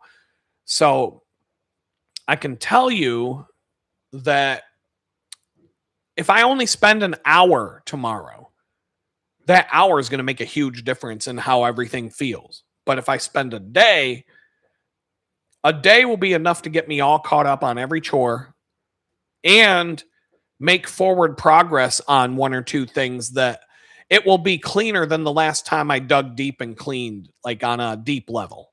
It'll be cleaner than that if I spend all day on it tomorrow. And that's my plan for tomorrow. I don't plan on doing any like freelance. I don't plan on doing any work, but I do have to do my fucking bullshit paperwork for the probation office, where I tell them everything I did this month. Did you do drugs? No. Did you shoot a gun? No. Did you get arrested? No. How many hours did you work? How much money did you make? Tell us everything you did. Oh, do you own a car? Yes. What's the license plate? I told you the last 6 months. I've told you 3 months in a row, but I'm going to have to do it all again. I'll have to enter in the license plate, the VIN number, the make and model and year of the car, the color, where it's parked, all this shit, because they don't have what's called a fucking database. Forget, heaven forbid the fucking government build a website that fucking works. You log into this fucking website that was probably built in like 1992 when the internet was pretty much brand new, and they haven't updated it since. So nothing fucking works. You enter in all this information to do your fucking shit every month, and then the next month you got to enter it all again because they don't have it stored. Like, why would they have it stored, Why would a probation officer want to look up shit about you, like what kind of car you have and what your license plate number is? You know, like heaven forbid they build a fucking website that's not completely retarded. But I mean, the healthcare.gov website, when Obama put that shit show together, they paid like $6 million for a company in India to put that fucking retarded ass shit show together. And the fucking website, I don't even think it works to this day. It certainly didn't work when they launched it. They told everybody, oh, you got to get health insurance or you're going to have to pay a fine. If you're too broke to afford health insurance, don't worry. We'll make you pay a fine on top of it if you don't get it, you fucking piece of shit, scumbag peasants. Go fuck yourselves. Oh, and by the way, the fucking website that we spent $6 million for a fucking company in India to build, an American website for the American government, we gave the $6 million contract to India. Oh, by the way, the fucking website doesn't work either. Fuck you, peasants. Ha ha.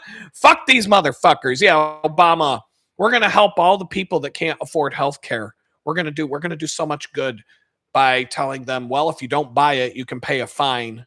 And we're going to make healthcare 3 times more expensive. And it's not going to cover any of your fucking medical bills like it used to. Fucking dumb motherfuckers. And we keep falling for this shit. We keep falling for the, 500 million. My bad.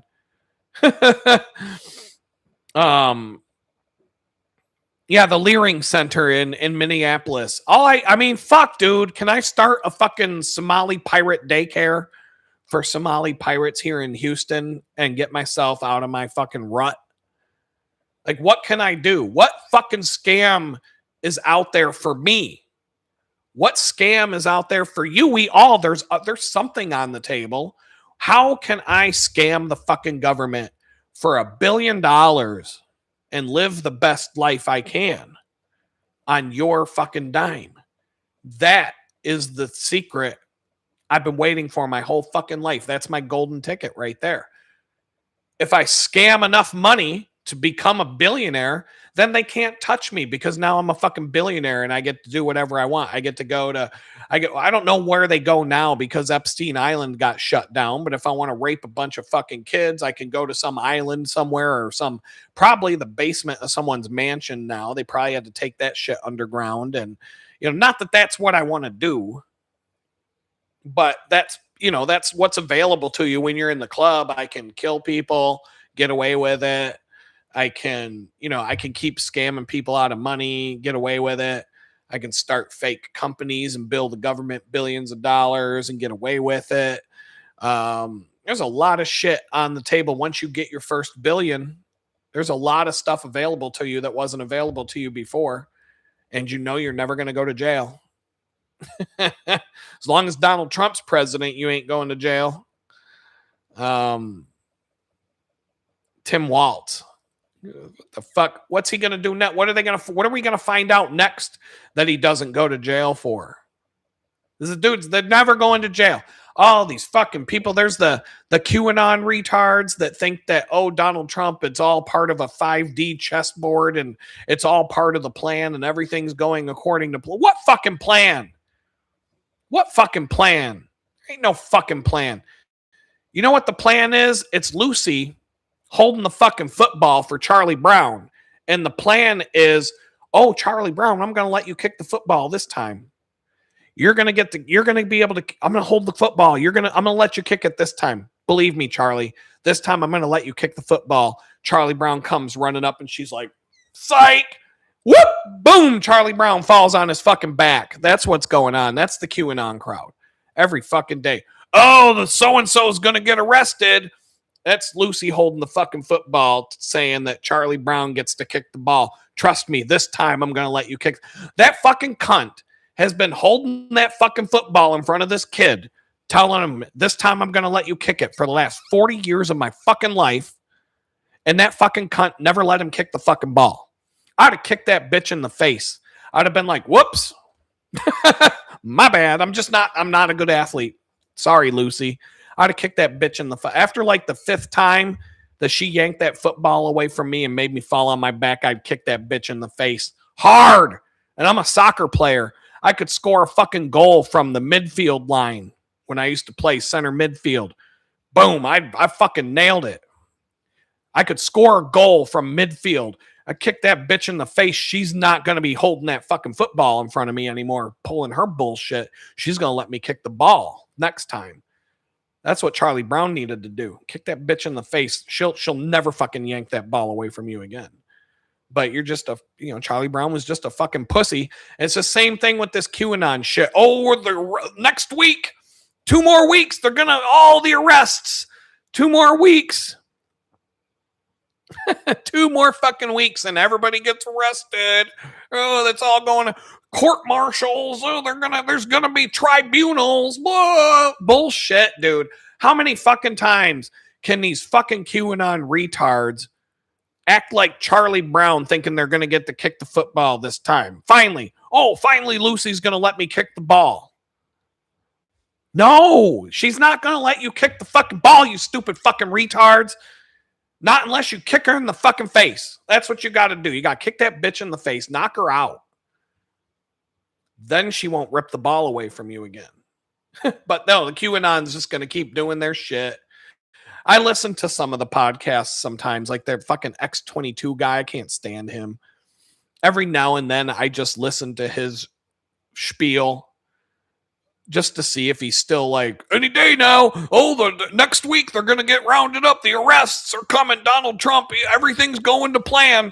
No, the plan is to keep stringing you fucking retards along for 3 more fucking years until they get some other fucking two-faced crooked asshole in charge to keep fucking you over.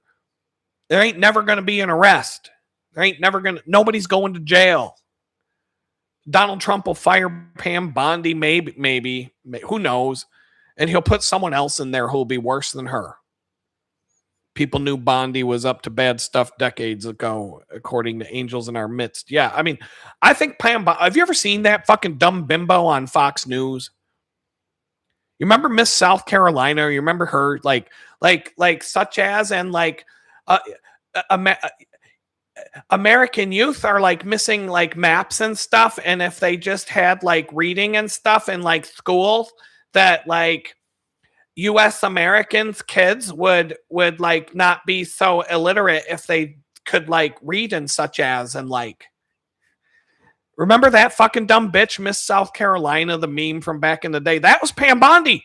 I'm like, tell me that's not Pam Bondi. Like, she had a different name back then, but that's her. She's all grown up. Miss South Carolina grew up and became the Attorney General of the United States. Miss South Carolina. Look this up. I'm not even going to do it right now. We're like 2.5 hours in. I don't know if I can just play a video for you guys to where you hear it, but you know what I'm talking about. You remember that. Let me think here.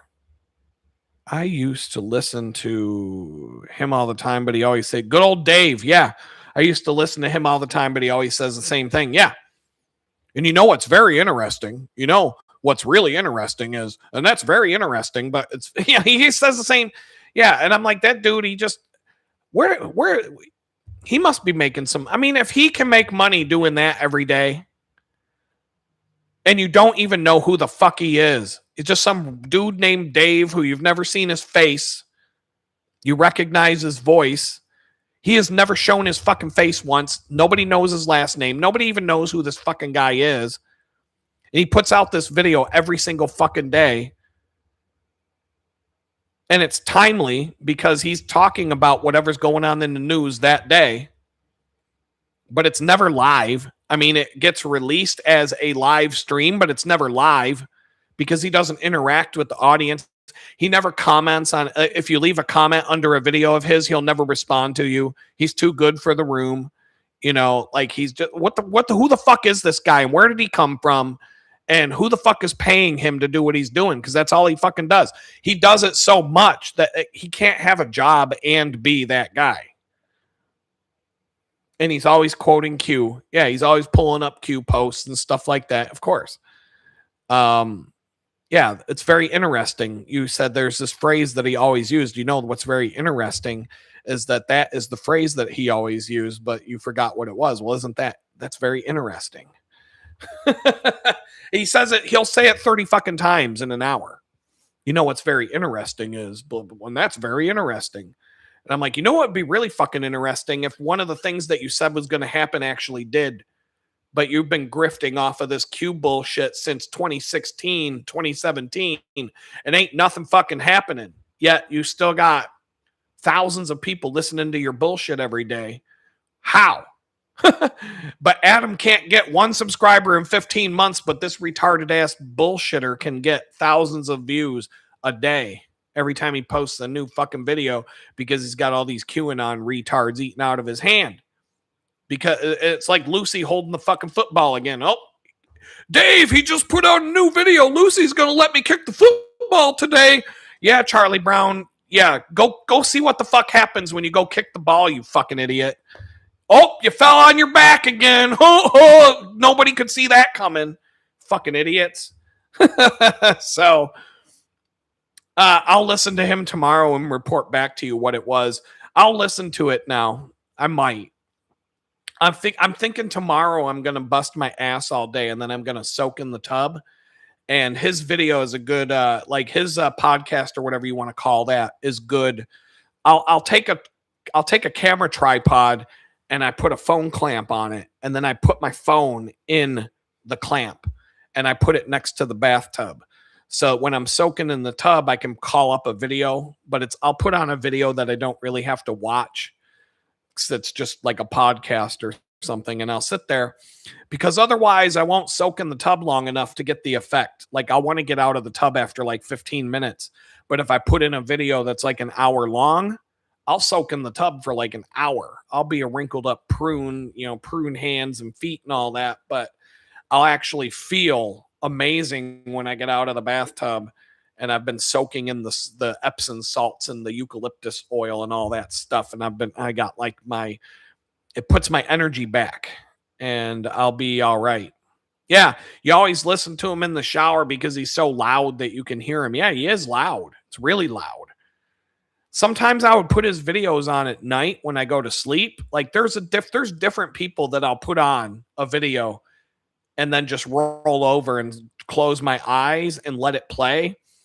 And I'll never make it more than 5 minutes into the video because I'll just be like, I'm out. Like anything like there's certain things like that will just put me right to sleep. If I'm not tired, I won't be able to fall asleep. So I won't even go to bed. I'm good enough. Like I know my rhythm enough to know when to go to bed. But when I go to bed, I'll put something on pretty much every night. You turn the volume down a little bit so you can barely hear his voice. That's how I do it. Whoever it is, I'll turn the volume up just to the right level so I hear it, but it's not loud. Whoever it is that I'm listening to talk. So, I mean, you do have that thing on the side of your phone that controls. You can make Dave get a little quieter. And I'll just turn it to where, yeah, the ASMR historian, that guy, I know who you're talking about.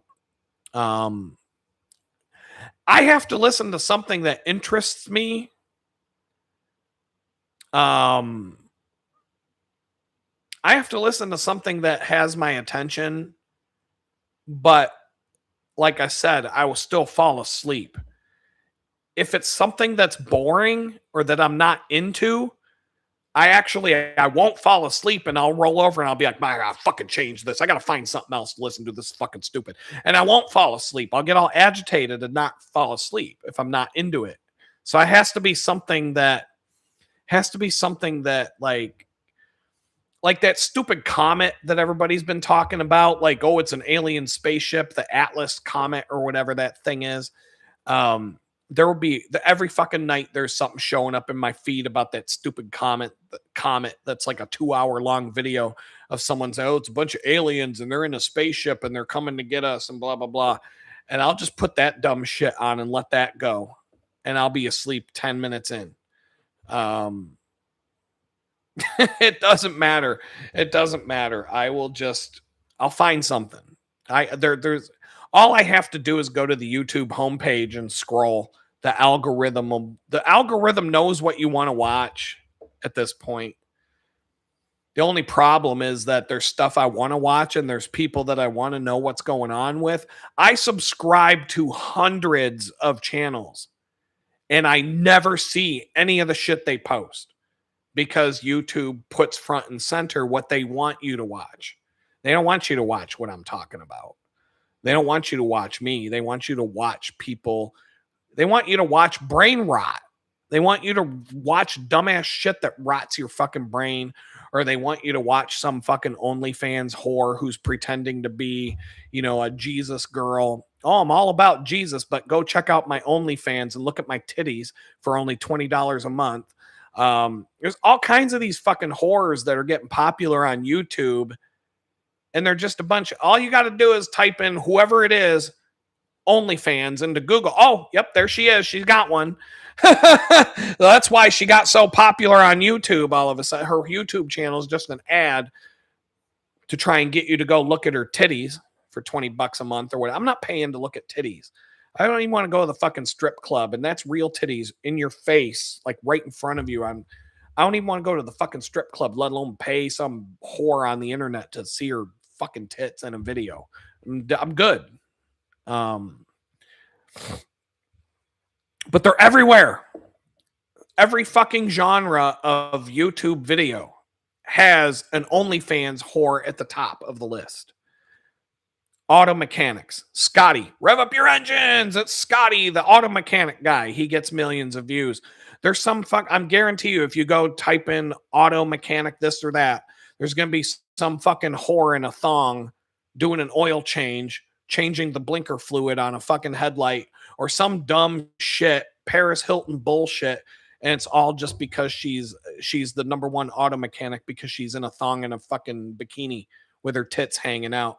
And in the description of her video, she'll have a link to a Linktree page, which then has a link to her OnlyFans. So, you can watch me fuck around with cars, or you want to give me some money, I'll show you my titties. Like, I'm done. I'm so sick of this shit. There's a fucking girl that goes camping all the time. There's a bunch of these ones, bunch of fucking chicks, wilderness survival girls or camping girls or girls that do the van life. It's like, bitch is making 30 grand a month on OnlyFans, but she's doing the van life for YouTube. Like, the bitch makes enough money every month to buy a house every month. It's all fake, fellas. It's all fake. It's all to get you. You might be a man who's interested in going in surviving out in the wilderness. Oh, look at that. There's a girl with big giant tits rubbing two sticks together to start a fire. Let's see what she has to say about survival. Well, there she is, and there it is. There's the link to her OnlyFans. You can go see her titties for $19.95. Who else? What else do we? What other genre do we have? Prepper. There's big titty prepper. The prepper community. You got Prepper Nurse 1. You got the pinball guy, pinball preparedness. You got the angry prepper. You've got the survival podcast, and then you got big titty prepper off to the side. And she's got 60 million views every time she puts up a fucking video. And it's all just an ad it's all to get you to go pay to see her titties on OnlyFans. And YouTube is fine with that. YouTube is totally fine with that shit. They got no fucking problem with some whore pimping herself out on YouTube to get you to go pay to see her naked body. But if you say some real shit, they're putting the shadow ban on you. You ain't getting nowhere. You won't get a single subscriber in 15 months. If I had big titties, I probably wouldn't even be able to get away with saying the shit that I say.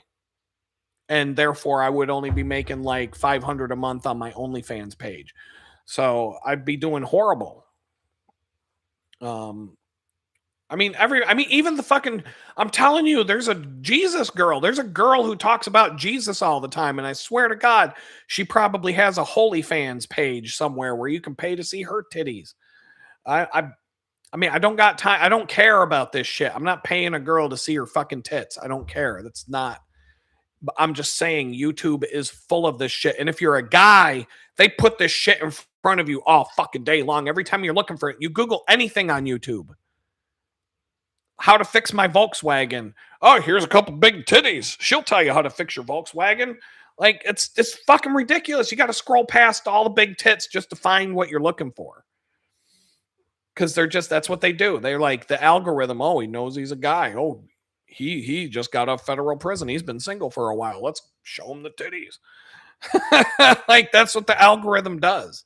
It's all programmed to fucking fuck with you like that.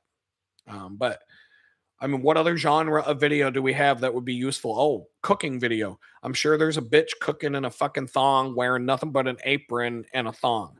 And she's probably got the #1 cooking channel on YouTube right now. Like, I'm sick of it. I'm sick of it. Like, I have no problem with women who want to take off their clothes and walk around with no clothes. I see more vaginas now every day just walking around in public than a fucking gynecologist would see in a typical day at work. Because these girls, they just walk around wearing fucking nothing. They walk around wearing pants with their fucking vagina sticking out. Like, how do you even get pants that are that tight? Like, even fucking saran wrap would have more.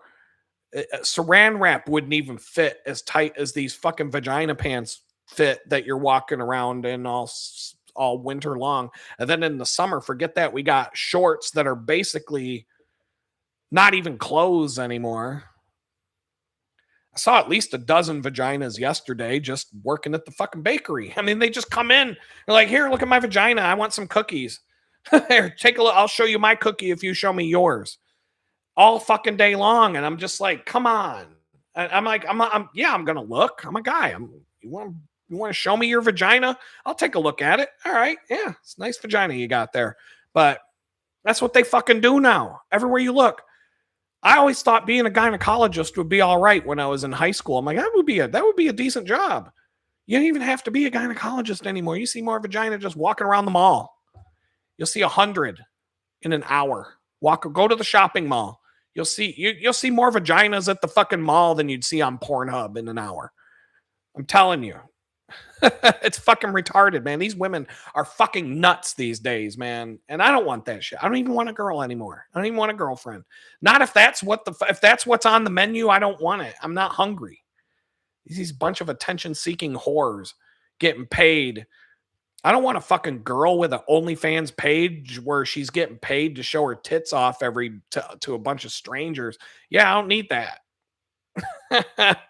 Prepper Princess. I like her, but she runs a plain Jane channel. Okay. Prepper Princess, you had me thinking she might be, putting on a shirt with no bra on a cold day to go out and rub sticks together in the forest, but the camera's focused here and the turkeys are done. You know what I'm saying? Like you see that, there's at least 20 fucking girls doing that on YouTube right now. I'm telling you, man, the thumbnails that show up in my fucking feed, and I'm like, every now and then I'll be like, yeah, let's see what she's got. Boom. So the algorithm's like, got him. But you can't, I mean, the algorithm won't show you anything that YouTube does not want you to see. It will not pop up. Like I said, I subscribe to hundreds of channels. And when you click that button that's supposed to show you the stuff that you subscribe to, nothing fucking shows up. I have to go through the subscriber, like the list of the channels that I subscribe to just to hunt for one. Oh my God, I haven't heard from this guy in 6 months. Click. Oh, he put out a video yesterday. Why the fuck do I not see that in my feed? You know what I mean? And it's the same shit with everybody. You were all saying that earlier. Oh, Adam, you never show up in my feed anymore. No shit.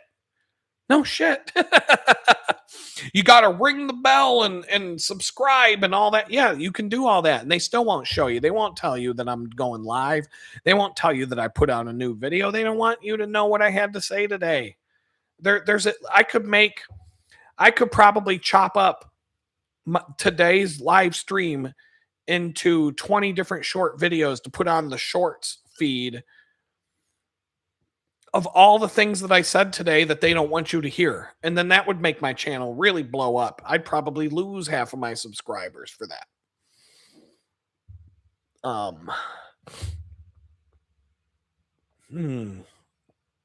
Angel says, I'm going to start canning crap like they did in the old world European days, like meats. Yeah. Um, I would love to go canning again. I used to do water bath canning. I never got into a pressure cooker canning setup. Um, I wanted to, but you can only do so much. I used to get like certain things that would be out of season. It's like red peppers was something. I use red peppers for everything. Didn't Erica Kirk have a fans only page once? Wouldn't surprise me. We're gonna look up. We're Google time, baby. Let's go. Let's go. Share my screen. Did Erica Kirk have an OnlyFans page? Question mark. Let's see what we find. We're gonna have to ask AI because nothing's popping up here. AI didn't. It didn't even come up with an AI answer on this Google search. We're gonna have to go. We're gonna have to take a. We're gonna have to take a trip over to X land and talk to Grok here. Let's see what Grok has to say. Did Erica Kirk have an OnlyFans page? Searching the web. Oh, Grok's on the case. He's gonna find out. No, Erica Kirk, former Miss Arizona USA and current CEO of Turning Point USA, does not have and has never had an OnlyFans page. Searches across web sources, social media, etc. Okay, satirical, trolling, falsely claim, leaked nudes or whatever, unrelated results, confusing her with other people who have OnlyFans accounts.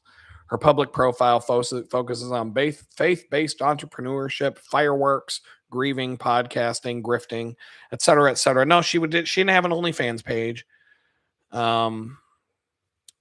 What else? But she was.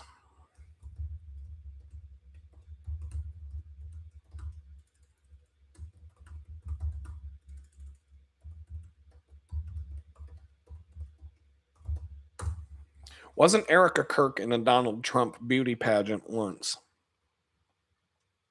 Yes. Erica Kirk participated in a beauty pageant associated with Donald Trump. She won the Miss Arizona USA title in 2011, crowned on her 23rd birthday, and represented Arizona in the Miss USA pageant, where she did not place in the finals. At the time, the Miss USA pageant was part of the Miss Universe organization, which Donald Trump co owned from 1996 until he sold it in 2015. Trump was actively involved.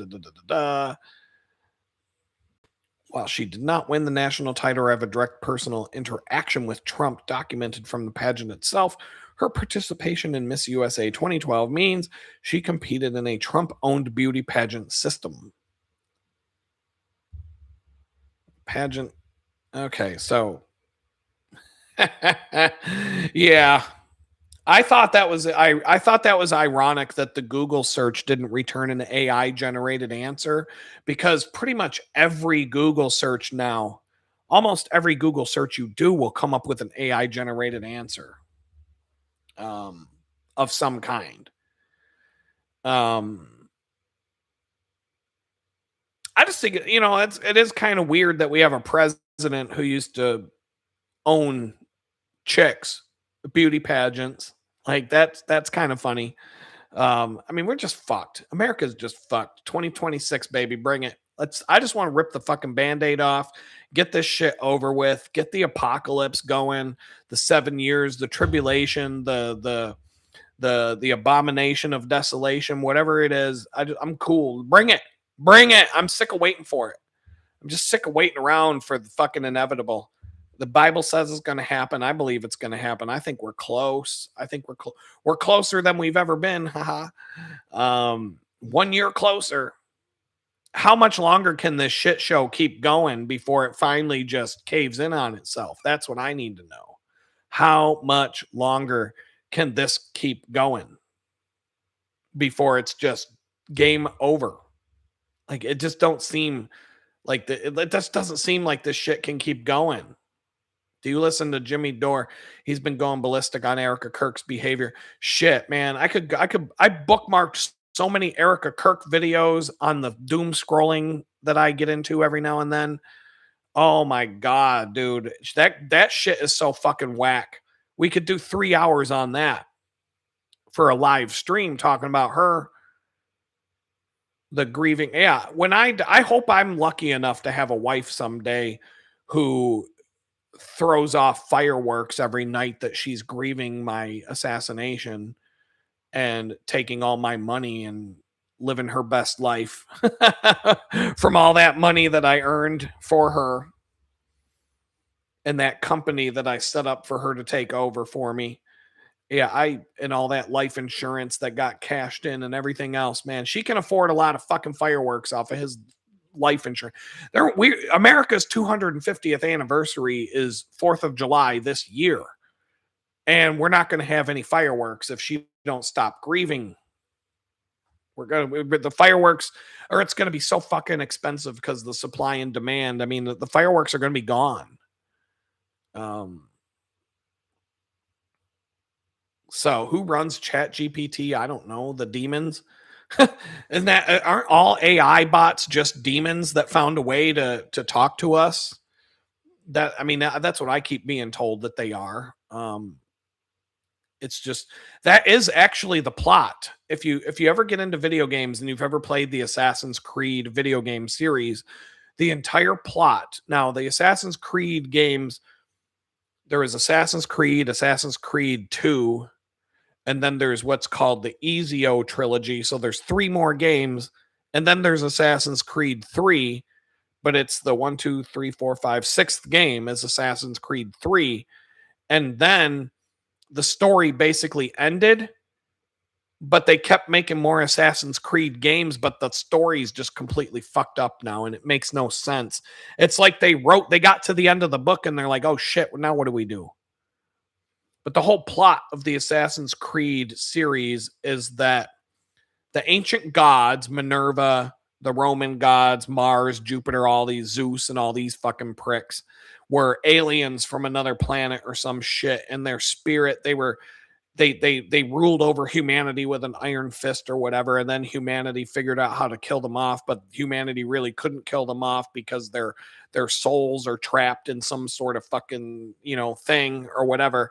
And so the whole plot of the Assassin's Creed series of games is these spirits, these ancient gods, aliens. Basically, they created AI so that they could come back into our world through like AI. It's basically the story of the creation of AI as a portal for their spirits to interact with humanity again. And at some point, they will use that AI and that infrastructure to create new bodies for themselves so they can reappear in the material world as the gods they once were and rule over us again with their iron fist. And isn't that what AI? We just had a little conversation with Grok, but were we talking to an alien whose soul was bottled up for eternity a long time ago, but now they're finding a way to come back out and interact with us? And at some point, how long is it going to be before the AI creates bodies for itself? We already got, the fucking sex robots are pretty much done, right? They're done. They've got robots now that could probably pass for a real woman. Women, you're done.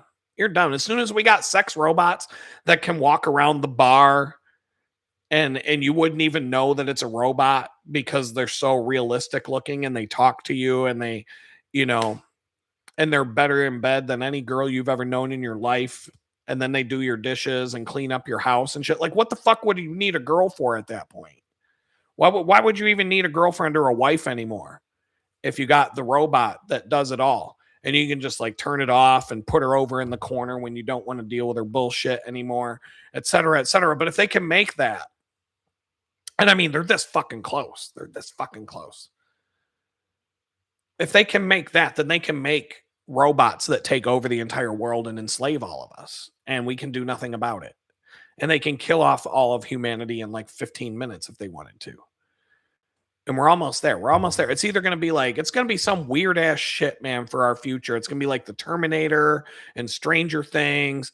And I don't know. Is there a movie about sex robots out there yet? I don't know. But it's going to be like the Jetsons.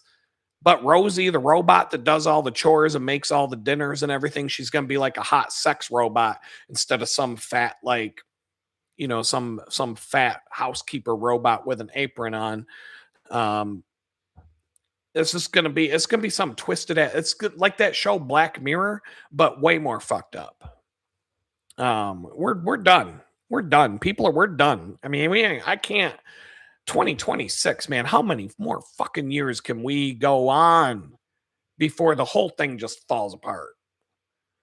Um, Seriously, there's a guy on Shorts that asks Chat GPT questions about evil and who is evil in the government and that kind of thing. And it's weird. It freaked me out. I don't use it anymore, but my iPhone 8 is too old. We've had AI since, Siri.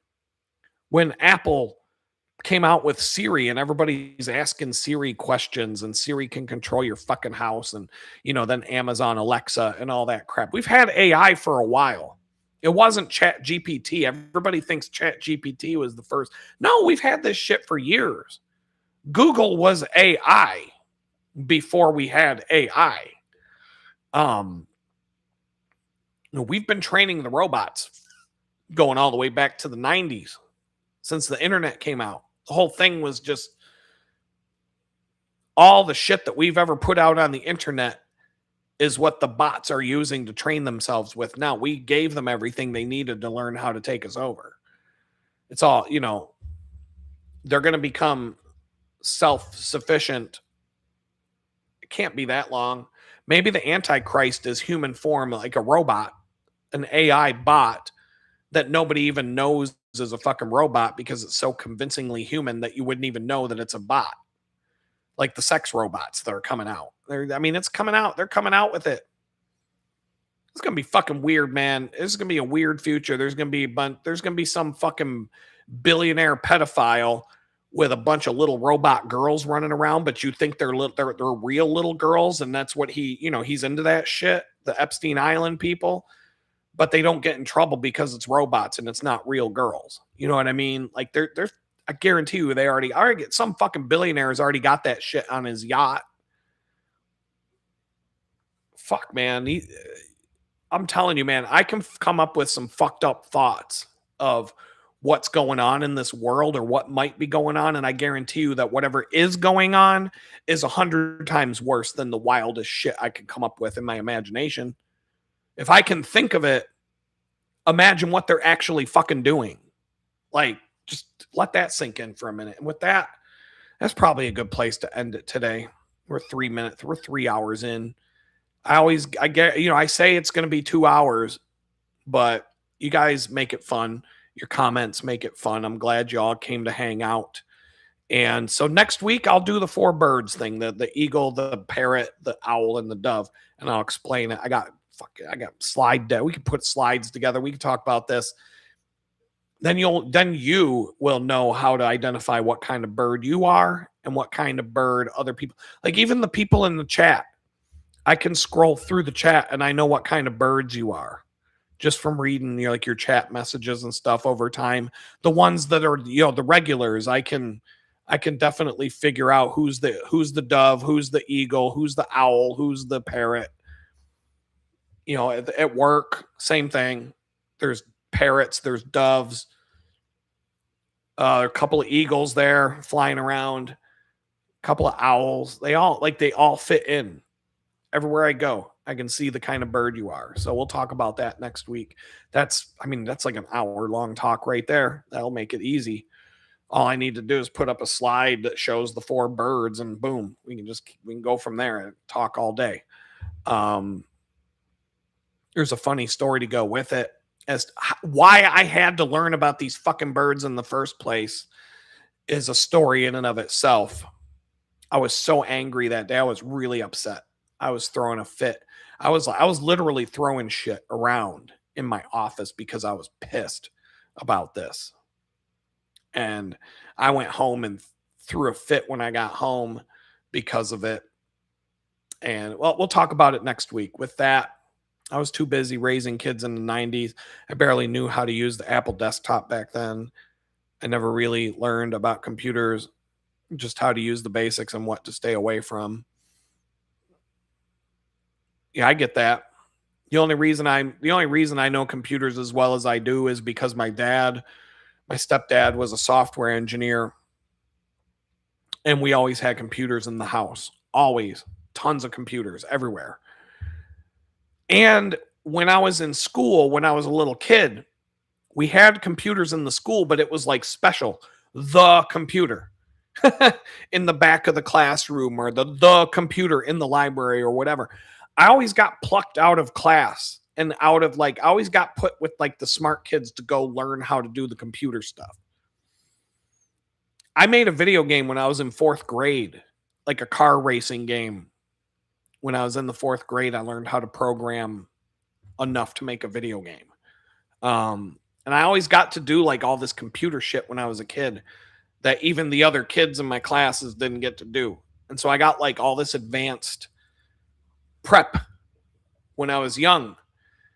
When you look at all the opportunities I had in school, combined with the fact that my house was full of computers from the time that I was like 9 or 10 years old when my mom met my stepdad and they moved in together and got married. We had tons of computers, advanced shit at my house. Yeah,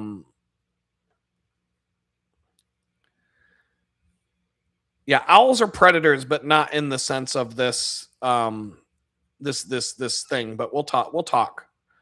But yeah, with that, I'm glad you all got to hang out. Happy New Year again. I don't know how many more of those we got left, but keep on keeping on. New year, new me. You make your resolutions, break them in 3 weeks. Like that's what we do. And we'll talk again next week. I'm just gonna say peace out and have a good one.